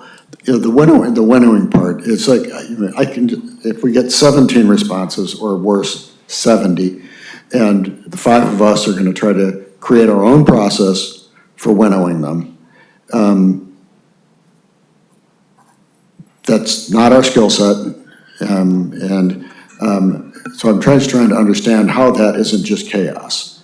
And I think we're going to lose some. Well, how many responses did we get from the police station? So we got, this is exactly where I was gonna go. So we got 8 or 9 responses. 8 responses. It takes more than an hour to go through each of them. We have a pretty detailed scoring matrix that we keep track of, and it's a piece of work. And going through 10 of these things, in closed session would take 2 days. Like, that's what would happen. And so I would suggest an alternative, like if there's some number between 3 and 10, or, that we might agree on, like I would be more amenable to, asking staff to winnow it down to, if we're gonna invite 3 people here, we could always ask staff to winnow it down to 6. And then the 5 of us, however many it is, and then the 5 of us could, meet in closed session and choose the 3, however we want to do that. That's a nice. But I don't, doing this stuff and, it's really like, you start doing that stuff and it really turns into a really tedious exercise with a lot of documentation that's subject to the Public Records Act, and you just don't. Marissa, you okay going from whatever, 14 down to 5, and then we get those 5 and take it down to the 3? Sort of a hybrid approach. What do you think? I think. I'd like to hear from you. You okay with that? You okay with that? I mean, Jeff does bring up a good point, that it is a time-consuming process, not only when we have our meetings, but we have preparation before our meetings to go over those reports and put together our notes, which then we discuss at our meetings. Oh, yes, I didn't include any of that. Right. I guess my question is, are we really thinking we're gonna get 14 berms? Oh, yeah, right. 20. I think this is going to be a really popular position. So I don't think we're going to have any problem, especially since we're going to have some really interesting perspectives on the kind of person we're looking for. And they're out there. I've just got a quick question on the process. So if, let's say we get 14 to 20, Marissa goes through them, and let's say you give us your opinion of the top 6, we as a council still will have access to go through all of those before we have a meeting? Oh, of course. Yeah, that's the whole goal. The whole goal is to dwindle it down, narrow the list, give you a short list to interview and select from. We would get the short list, not the whole 15. Yeah. But we have access if we want to go through what else has come in, that's all available. If you want to see all 20, I mean, if that's how many come in, Yeah. I don't see why not. I guess if the staff has already gone through the process of, if they've created some evaluation. Right. So you're not starting from, from nothing, right? She's got some evaluation. We could disagree with parts of the evaluation because, again, maybe I really want a national firm and she's not factoring that into her consideration. But at least we have something to start with. So I feel like it's something that we could get our arms around. Is 5 okay?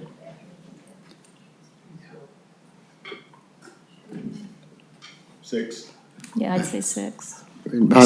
Six. That was my point on leaving the breadcrumbs. That's, Yeah. I don't want us to invent the process. Of course. We have to outsource the process to our staff. So I will modify my. Why don't we get the second half of it and then, Yeah. before you modify, which is. I like 5 more than 6. I mean, we started at 3.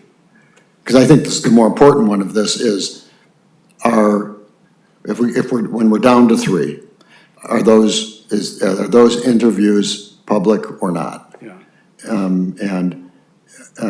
mean, we've been given advice that if, by making them public, and we would say that ahead of time, that we may lose A couple.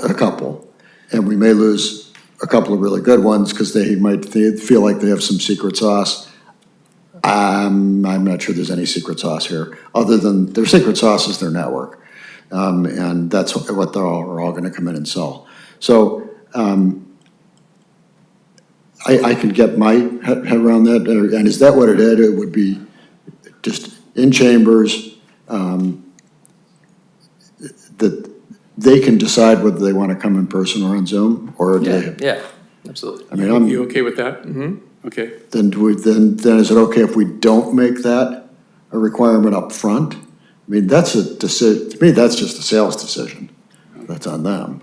I mean, I think that they should be required to present, whether they want to present on Zoom. Oh, or absolutely. person. That's part of Yeah. that's the whole point. So, But present in open session. so you're starting at however many we get. You're gonna narrow it down to 5, in my opinion, I think is a good number, it's a good compromise. And then we meet in closed session, pick the 3 present in public, and they can choose whether they want to fly out here or whether they want to present on Zoom. Correct? I have a, that's really my chair, I promise. I have a question. When they go through, I spoke a few minutes ago about, the process the recruiter is gonna take us through. When they submit an RFP, could you ask them to detail in the response which meetings they're gonna be here for? So if they're gonna give us a process, like, it matters to me whether or not they're here. So I would like to know when we're reading these proposals, if the process is gonna be conducted in person or Zoom. So can you ask that question? Absolutely. And make them, Yeah. ask them to answer that question? So if we're going to have, like, we've spoken about we have spoken about a workshop with, stickers. We've spoken about getting acquainted with the recruiter and the process, and all this stuff these are all open session things. But I would like to know if they're gonna be at the podium or they're gonna be on Zoom when they're doing these things. I can, yeah. Yeah. So if And I'm I'm not suggesting that you do or do not, I'm not making any suggestions as to your scoring rubric. Like, I'm not suggesting that you penalize people that are not here, but I would like to know. Jeff, perhaps a different way to say it is perhaps as part of the RFP, we can make some statements that aren't questions, they're statements, and one of the statements is that it is the intent of this city council to conduct a highly public process that would include public outreach, and that public outreach be conducted in person. That's a statement. Build that into your pricing. I was not willing to, like, I wasn't willing to speak for the 4 of you. That's why I didn't say I guess I was it. willing. Okay. And no, I'm not speaking for myself. Seriously, I was not willing to, like, I don't know that we made that decision, so. But I think this is where Hans was going, is that we could start to give Marissa some things we would like to see in the RFP. And I don't see a downside in putting that in the RFP, because I don't think there's disagreement that we want that conducted publicly and in person. And I think we heard that from the public as well. I mean, Yeah. this is one place where we can do it in public without losing a lot of good recruiters, correct? Yes. As long as they get compensated, that's the. I mean, I don't want to lose the firm that's the perfect firm for us because we came up with some criteria that's going to chase them away. Is the process we just described okay? Yeah, it could be framed in a way that doesn't deter them. Okay, you during can the package RFP. it nicely. Right. Okay, so we're talking 5 to 3, that last 3 is in public. And the number that you start with is, I'm Let's not sure say we it's can direct 20. you, it's whatever it is, right? Whatever we get. Yeah. So The if I- recruiters aren't gonna suggest people that they know aren't gonna meet our threshold. They do their own screening, Yeah, Mayor. yeah. So they do their own screening of candidates based on council's feedback, based on community feedback, to determine who is a better fit. So they narrow it down. But coming back to the selection of the recruitment firm, if I'm following, and please correct me if I'm wrong, am I understanding that I'm going to dwindle the list down to 5? Correct, For council to review? correct. Then council In narrows it. closed session. In closed session, council narrows it down to 3, and then those 3 come in and do a public presentation Q&A. And in this whole time, we're talking to the public, we're Right. getting feedback, and we're incorporating them because they elected us to do that. Yeah, because once they're selected, that's what they're going to want to know. Yes, yes. Is that the direction? So I have another. They're saying no. I have another comment. So stay here. Marissa.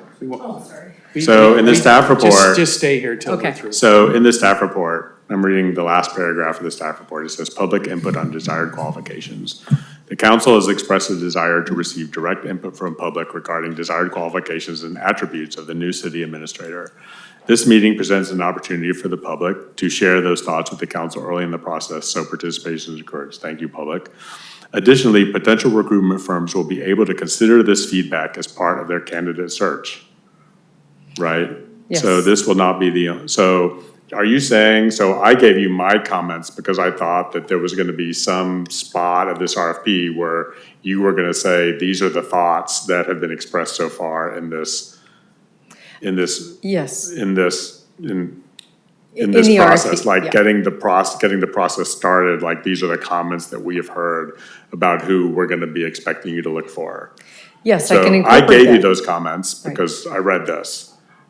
Are these comments going into the RFP or some version of them going into the RFP? Because some council members have said they were uncomfortable doing it. And I don't want the RFP to represent my thinking. I want the RFP to represent everybody's thinking.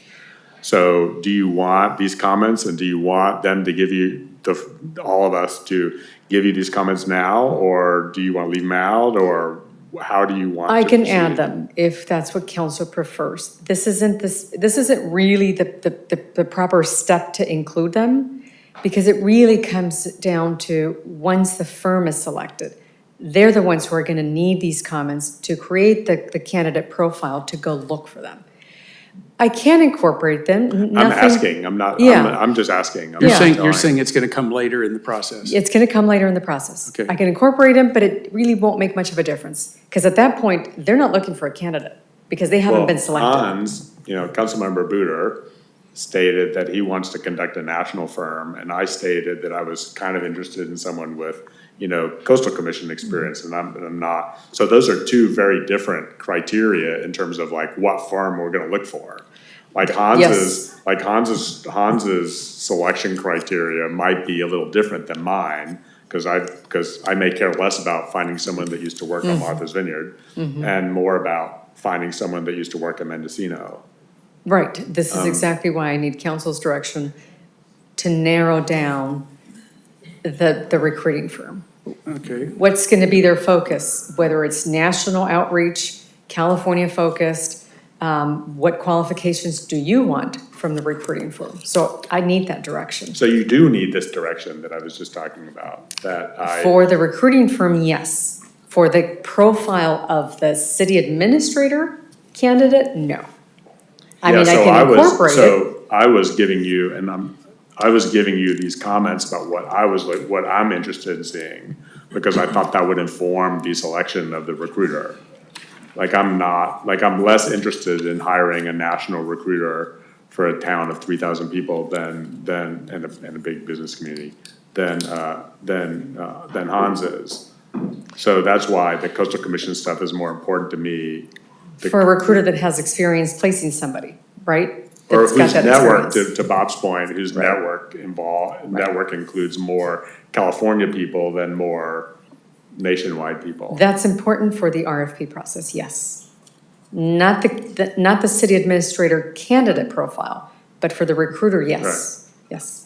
So your comments I will incorporate into the RFP. Okay. And how exactly are you gonna do that? We had one council member who said that they wanna have a regional search. I mean, what are you gonna say?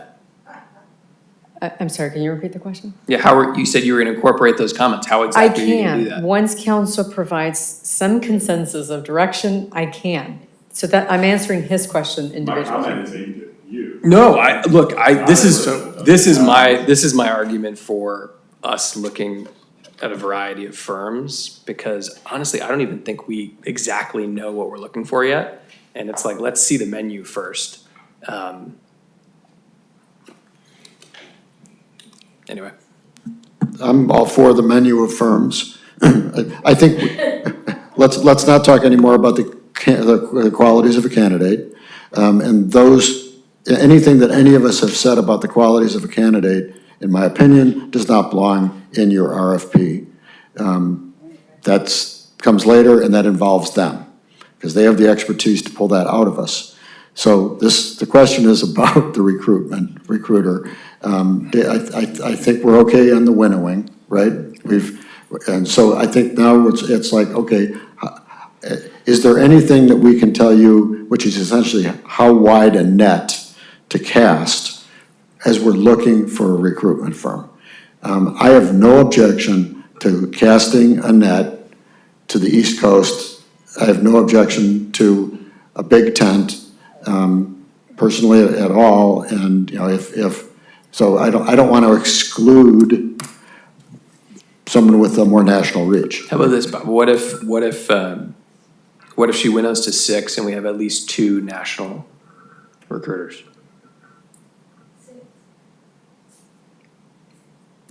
It's arbitrary, but That's- might satisfy you. Yeah. That seems fine, but we'll still have more of a regional or West Coast approach, but we'll also see what's out there with a portion That's a being a balanced menu. national, Okay. so balance, yeah, that makes Jeff, you sense. okay with that? I agree, Alissandra. Jeff? We're seeing some hand waving out in the audience. so that's-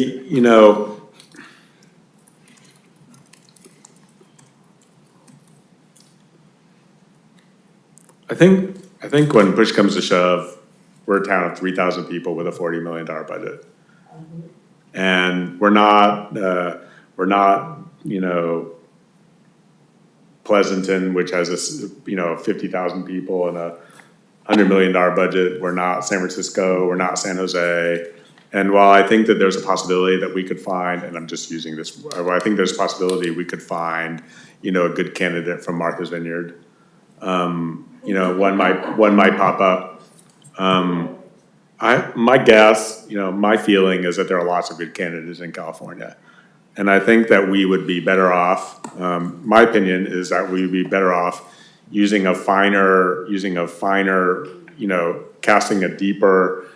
fishing lines that go deeper in the state of California and, maybe nearby states than we are using a great big funnel that goes all the way across the country. But I think what we're saying is, instead of picking all firms who specialize in California, let's have at least 1 or 2 that can cast that net, that they have a LinkedIn network that goes beyond California. Is that good feedback to you? Yes. Okay. All right, so I think, I know you two are in agreement with that. I am. Okay, so you've got consensus. Mayor, there's been a lot of discussion. I made a list of the 5 things I think you've all agreed upon. And if you want to hear it, I can tell you what I put down. Okay, go ahead. Okay, the first one is that there's going to, obviously Marissa's going to be issuing the RFP, and then the responses will be received and reviewed by Marissa, and she will then narrow the number to 5. That's the first point. The second. 6. I said 5. I've heard 5, I've heard 6, so. I think 6 is too many. What's the number? 6. All right, 6. I tried. Okay. Including at least 2 now. All right, so 6, including at least 2 national firms. So that's the first point. The second point is that the council in closed session will review the firms that have been selected by Marissa following the narrowing to 3. That happens in closed session. That's the second point. The third point is that you would then have an in-public discussion of the three candidates. That's at an open public meeting. The proposals will be attached. And then at that point, you haven't yet made a decision or a recommendation, so the other proposals wouldn't yet become a public record. I'll just mention that parenthetically. So that's the third point. The fourth point is that the RFP is going to ask if the candidates at this public meeting plan to attend in person or by Zoom. And the fifth point is that in the RFP, the candidates will be asked, they'll be advised that there's going to be a public outreach and process workshop, and they will be asked if they will be in person to conduct that public workshop. So those are the points that I've heard. I don't know if there's others, but that's the one I've noted. Yeah, I have a question. I thought we had decided that that we were going to require the recruiter to be here in person during the workshop, and maybe for all the recruiter's interactions with the five of us, require them to be here in person. Okay. So I don't think, like, the presentation of the materials at the first council meeting where we select a recruiter may be via Zoom, but all the rest of the meetings were going to be in person. Isn't that what you? That's what I was sort of reluctant to say, and then Bob said it, and then there were a lot of heads going up. Marissa, have you ever seen that requested? That the recruiter is in person We're for saying you have to be here in person? Yes. Okay. Yeah. In person for the closed? All the meetings that involve the recruiter. Okay, so for all these meetings I just mentioned, the recruiters, the RFP is going to say the recruiters need to be here in person? When you say all the meetings, do you mean like council meetings or? No, the closed session Well, and the like the closed session meetings where we go through the candidates, you know, when like however many meetings that is, when we go through the candidates, you know, that the recruiter would be in the room with us. Yeah, I just want to make sure that there's not a game of telephone here where we're putting something out there that's unclear. We're saying those 6 people, those 6 companies have to be here in the closed session when we're narrowing it down to 3. My apologies. So I'm talking, once we select a firm, that firm then has to show up in person every time we interact with the firm in the council meeting format. I think Whether it's closed session or open session. Before then, whatever. that might be excessive. I think that you want, I mean, because I think there's points where you're just going to get an update.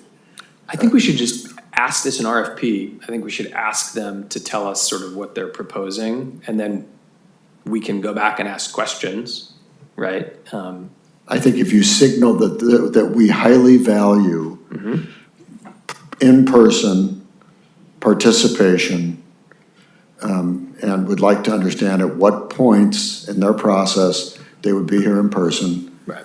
And hopefully they can connect the dots and figure out that if they say they're going to be here in person, they need to get financial recovery for that.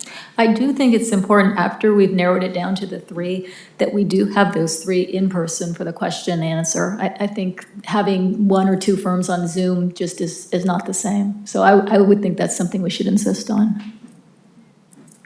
Okay, so the final presentations where we're selecting from the 3 need to be in person. I think what Bob was saying, we impress on them, there's a value in that, but we're getting their input on whether they want to do that or not. They don't have to. I personally don't think we should force them to do it. We'd probably lose some people. They're probably not going to make the cut if they don't do it. But to be clear, that's early on. We're saying that we're expecting them to do a public workshop to develop the candidate profile, and that for that, they would have to be here in person. To me, that's the main thing. Completely agree. Yeah. Not 20. No. 1. No. 1. Okay. So Mayor, if we go back to my list, on the second one, which is going to be the closed session, Yeah. they will not be here in person, the ones where you narrow from 6 to 3. I think we should. Could be. We would prefer that, but we're getting feedback from them on whether. No, I don't. No. You're going to force them. I don't need those people. No. Like when we're. Or maybe you don't need them here at proposals, we all. don't need them. Okay. Well, yeah, I just had a question on that. what do you see as the virtue of having the winnowing from 6 to 3 in closed session? I don't need him. I don't personally need him here when we go from 6 to 3. We're just gonna sit in a room and go. Oh, sorry, I wasn't talking about like whether they were here in person at that point, but just the fact that it's in closed session versus like in open session. I think we'll lose people if we do that. Do you think so? Like Yes, what are I we do. losing? Why are we losing them? I don't Just- think. we also might lose candidates that they find when they watch this meeting and find out how detailed we're getting. And I mean, it's just not the normal process. So everything we do that's not industry standard, you're gonna lose people, So, Mayor, the closed session in my won't, opinion. the closed session won't have any of the candidates here by Zoom or in person, correct? I don't know, if I was wanting the job, I'd come here, but I don't think we need to force them to come here. That sort of sends a message. I don't, maybe we should ask Marissa what her I can add experience is. really quick. I'm sorry that we're going into such detail, but this is important. No, that's okay.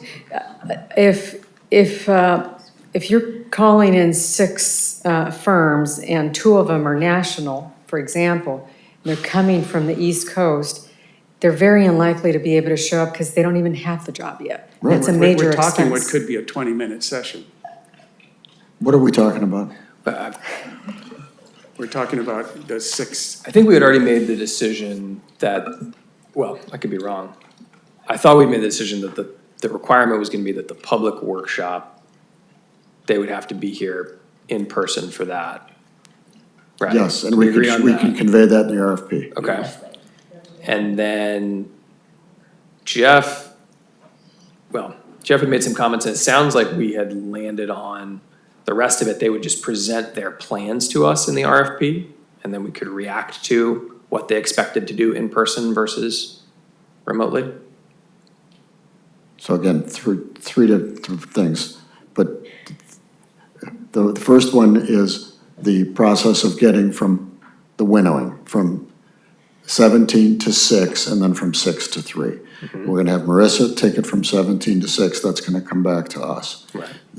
I do not think that is necessarily a point where we want those 6 to be presenting. I think that is that's a decision process that we're making.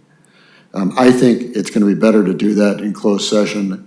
I can't exactly even tell you why, but I think we're just gonna have more flexibility to have a debate about the candidates. And honest, you know. And I'm also concerned, just, to some extent, the dumber we look, the more people, I'm afraid we lose good candidates. I mean, we have a responsibility to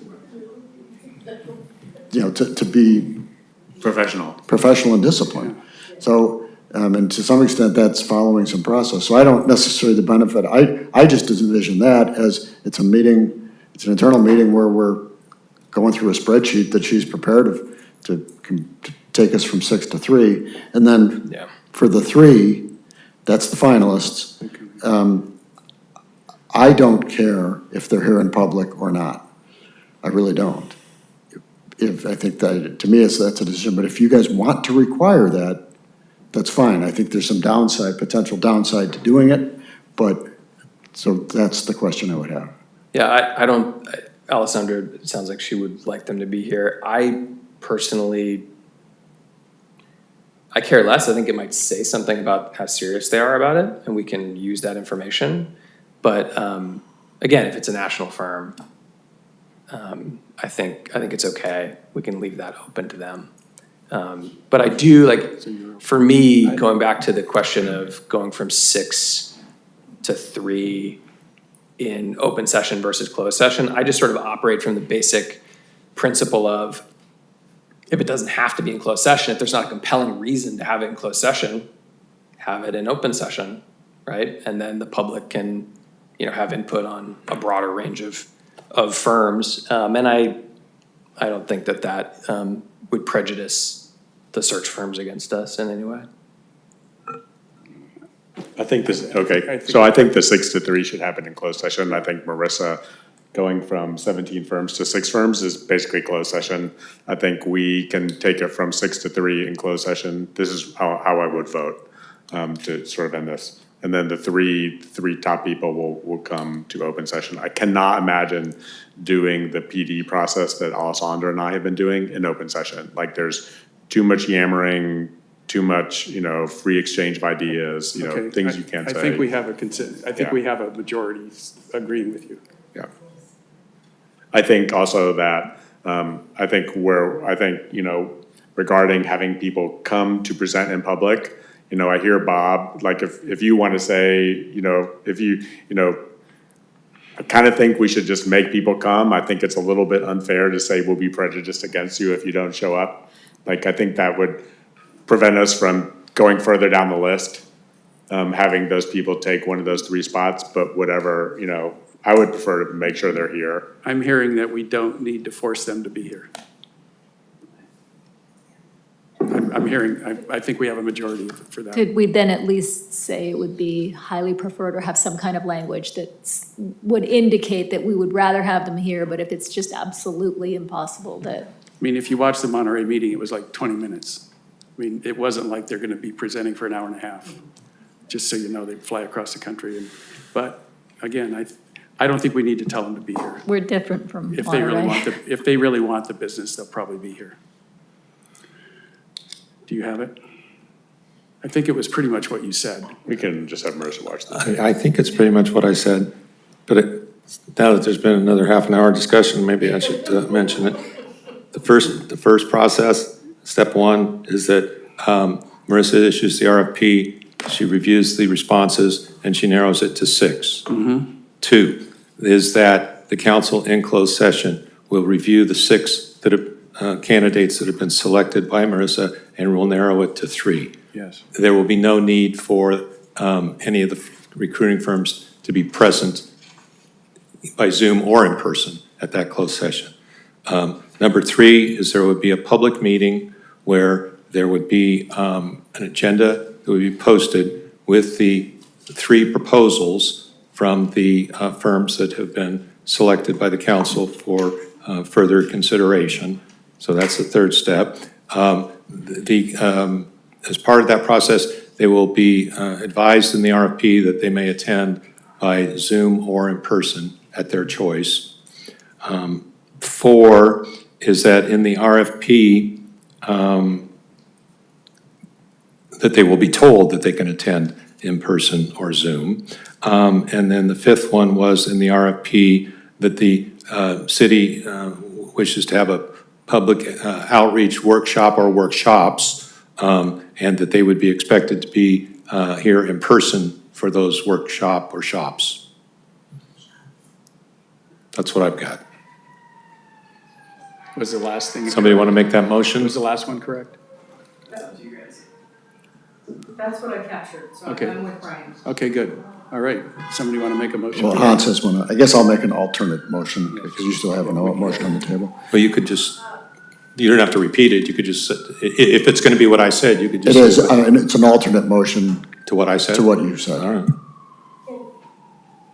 I ask a question on this going forward? What are you going to do once you? The problem is if you open up public. If you Mayor, want. or if you open up public comment. I'll open up public comment. If it's important enough, Maria? Yeah. Just because you're going through the process, Brian, then you have to tell us, once the 3 come and present, and you have the 3 here, and you have to explain, you're gonna go in closed session then to select the final one, or who's gonna do the final selection of the one? If you watch Monterey, if that's what we're modeling, they took a vote and they picked it. Right there in public? In public. Okay, so maybe you put that in your list of things, that's the way we're gonna select. Yeah, just. That's what so I the want. public- So the public knows that it will be selected at that given meeting, if that's correct. That's why I just wanted to Good point, if clarify. there was confusion about that, yes. Okay. It's a public session where we vote and pick Exactly. one, yes. No, I don't want to open it. You Let's did. open it. You did, Go ahead, Dale. Go ahead, we've got to get out of here. I was just up till want 3 in the to, I morning just with want to my recommend that you awesome- do a Brown Act check. I believe that it's not permissible to winnow down the RFPs in closed session. So you might want to just check that. Okay, Brian, if you could do that. Not now, but before this happens. That's fine. I'm sorry, I can't help myself. Just a reality check here. Well, first of all, I'm glad that generally speaking, the direction this is going in. I think it is good to have national scope. I think it is good that, I think it's reasonable to expect or at least hope that people can show up in person. I did a quick Google search. There are plenty of California-based, as we're headhunting firms with national scope. It's not that big a deal to think that they couldn't be here in person. And it's also like a self-selection thing, right? Who can come here in person, walk our village streets, get to know the place. And then also, just as a quick point of reference, about a dozen years ago, there was a huge crowd out in front of City Hall. They had hired a bagpiper and they were demanding that council fire the city administrator. So I think it's good to have as many fingerprints on the new hire as possible, be it council and the public at large. And anyway, that's my point. Thank you. Thank you. I think we've got a good compromise here. All right. Last one. Last one. Well, a little bit about the candidate. There's only 4 reasons that I have found anybody would want this job. 4. And more money than they're making. And they couldn't come from Encino. We have someone from Torrance. Okay. Donna, we were opening the question, the public comment Okay, regarding our motion. will the RFBT person have to take questions from everybody here for 3 or 4 hours when they come in person to present them? This is not the person, this is the firm, yes. It's public comment, you have 3 minutes. Okay, we have a motion, do we have a second? I'm closing public comment, by the way. I'm sorry, who made, is there a motion? Yeah, he did a motion, your motion. Okay. Did you have an alternative? He was I thought you said there's. he was just saying that there was an open alternative to motion. Hans's motion. Okay. We need to close off his motion, I'll second Bob's motion. all right? And we don't really need the resolution here, right? You don't. Do you want us to take a roll call vote, just so you know? My advice is you do a roll call vote, Okay. but you don't need a resolution. Okay, let's do it, that's official. Before that happens, Mayor. I'm opening up comment for I haven't you. received direction on my last question. So I don't know if you want to make it part of the motion or have a separate discussion once you. I think that the salary and benefits is something that the recruiter, like that's their expertise, so they're gonna advise us on that, so I would punt on that until we select a search firm. Okay, it's up to council. Hans, do you want to modify your motion? It's too late. It is, sorry. There's No, a Bob we've got a new motion one. on the table. We've got a I'm new just trying to one. be respectful. So what Marissa is saying, we need to modify your proposal to include, are we gonna be interested in reviewing city administrator salary and benefits? Hans said no. It's not part of Bob's motion. It's not part of my motion. Let's vote on Bob's motion. Before we vote, can I just ask the city attorney for his opinion on the winnowing from 6 to 3 in closed session? My belief is that you can do that. I will need to check to, make sure that there's no prohibition against that. The alternative to having the entire council. I just want to make sure we're not doing anything We're illegal. discussing the motion. I would literally say if there's a legal problem, then he'll get back to us. Yeah.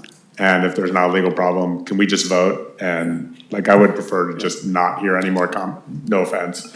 Not hear from Brian anymore, not hear from anybody anymore. If we could just vote on the motion. And then if we're trying to do something illegal, Brian will let us know. All right, roll call vote. Councilmember Byrne? Yes. Councilmember Booter?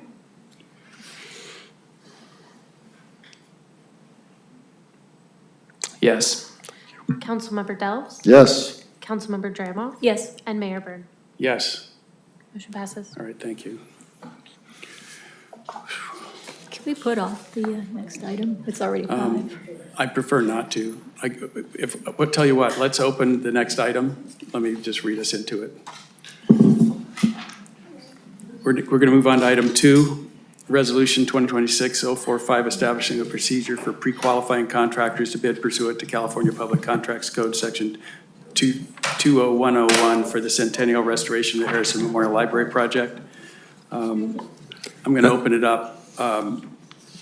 You have a presentation? I do. But before I get there, I think everybody, all of us have read it and seen the PowerPoints.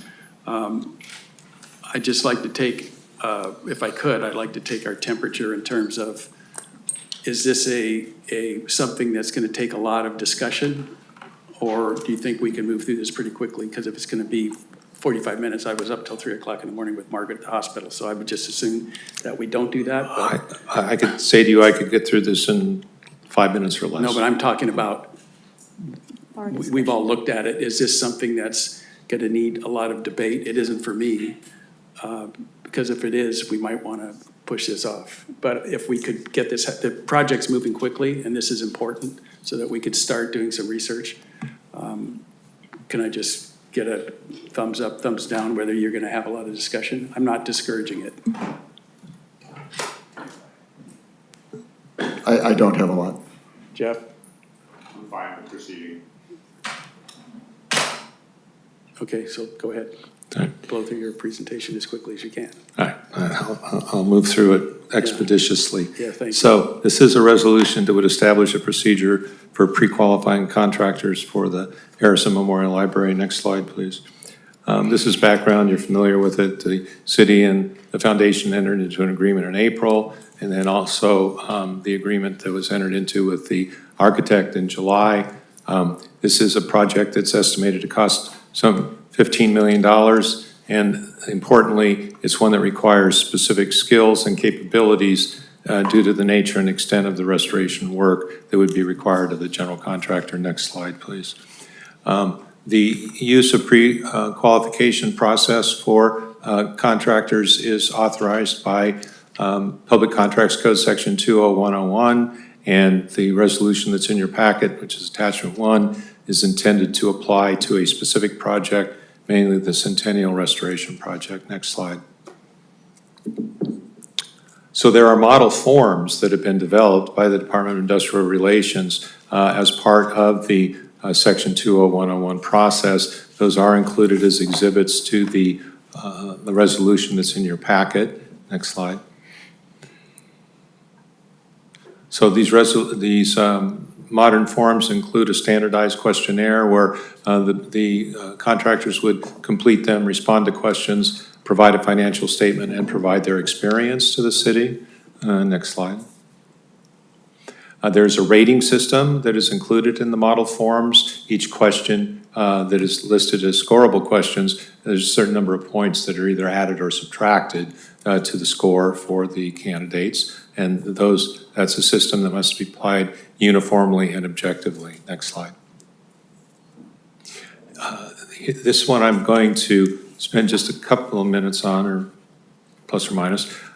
This has to do with ratings based on experience. The DIR indicates in the model forms, and you'll see that in the resolution and the forms, that the public agency may choose to score contractors for the number of similar projects and the degree of similarity. However, the DIR does not suggest any scoring for this aspect of the pre-qualification process because of the numerous variables. Next slide. So what I have done is drafted a scoring process for experience. This is not in the model forms. It's something that I've prepared for your review. As I indicated, you could have a consideration of the number of similar projects, and that would be a judgment call as to what is similar and what is not.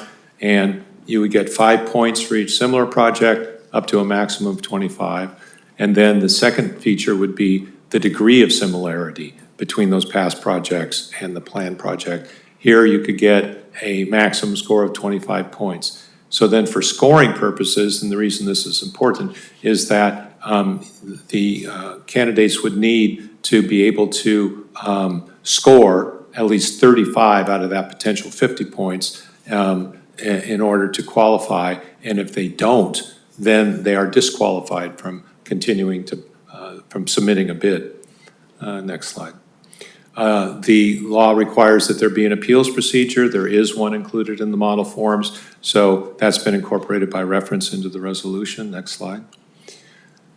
Here's the recommendation. I'm not going to read this whole slide to you, but given the fact that it's a $15 million project, requires specific skills, that the appropriate action would be a motion to approve the resolution that's in your packet. Next slide. And that's the end of my presentation. I'm prepared to respond to questions. I think I beat the 5-minute clock. Yes, it did. Nice job. I have a question. The criterion that you came up with, how did you come up with those? Based on the many years of practice that I've had in public law and the fact that I've had significant experience with public works projects, I've written papers on it, I've presented it at the League of California Cities, I've handled many public works projects in my life as a city attorney. This is an area of particular expertise. It is. Okay, so that the criteria you came up with is representative of a project of this magnitude with historical aspects and all the other complexities that Harrison Library has. Yes, and I mean, for example, I've had, if we wanted to go to similar types of projects, I worked extensively on the City of Camarillo's library, which is a $27 million new construction library. And I was extensively involved in preparing the bid documents for that, drafting the contracts, reviewing change orders. I mean, that's took like two and a half years to build that project. I love your passion for this. Yes. This is good. Libraries are important. Okay, that's good. All right, that's my question. I'm satisfied with your answer. Anybody else? Looks like no other answers. Public comment, please. Nobody? Okay, bring it back. Anybody want to discuss it? I'm guessing no. Hans is smiling, but no comment. Okay, somebody want to make a motion? There is a resolution with this one. Yeah, it could just be motion simply to adopt the resolution that's attachment 1 in the packet. I make that motion. Second. All right, roll call, please. Councilmember Byrne? Yes. Councilmember Buder? Yes. Councilmember Delps? Yes. Councilmember Dramov? Yes. And Mayor Byrne. Yes. Motion passed. Thank you, everybody, for letting us do that tonight or this afternoon. And with that, we'll close this meeting. I'll adjourn this meeting at 5:20 and thank everyone for being here. The public that left already, I'd like to thank them too if they watch this again. I thought it was a productive session, and we will see you in the very near future in a couple weeks, but we have a lot of other meetings happening in the meantime, so check out YouTube. Thank you.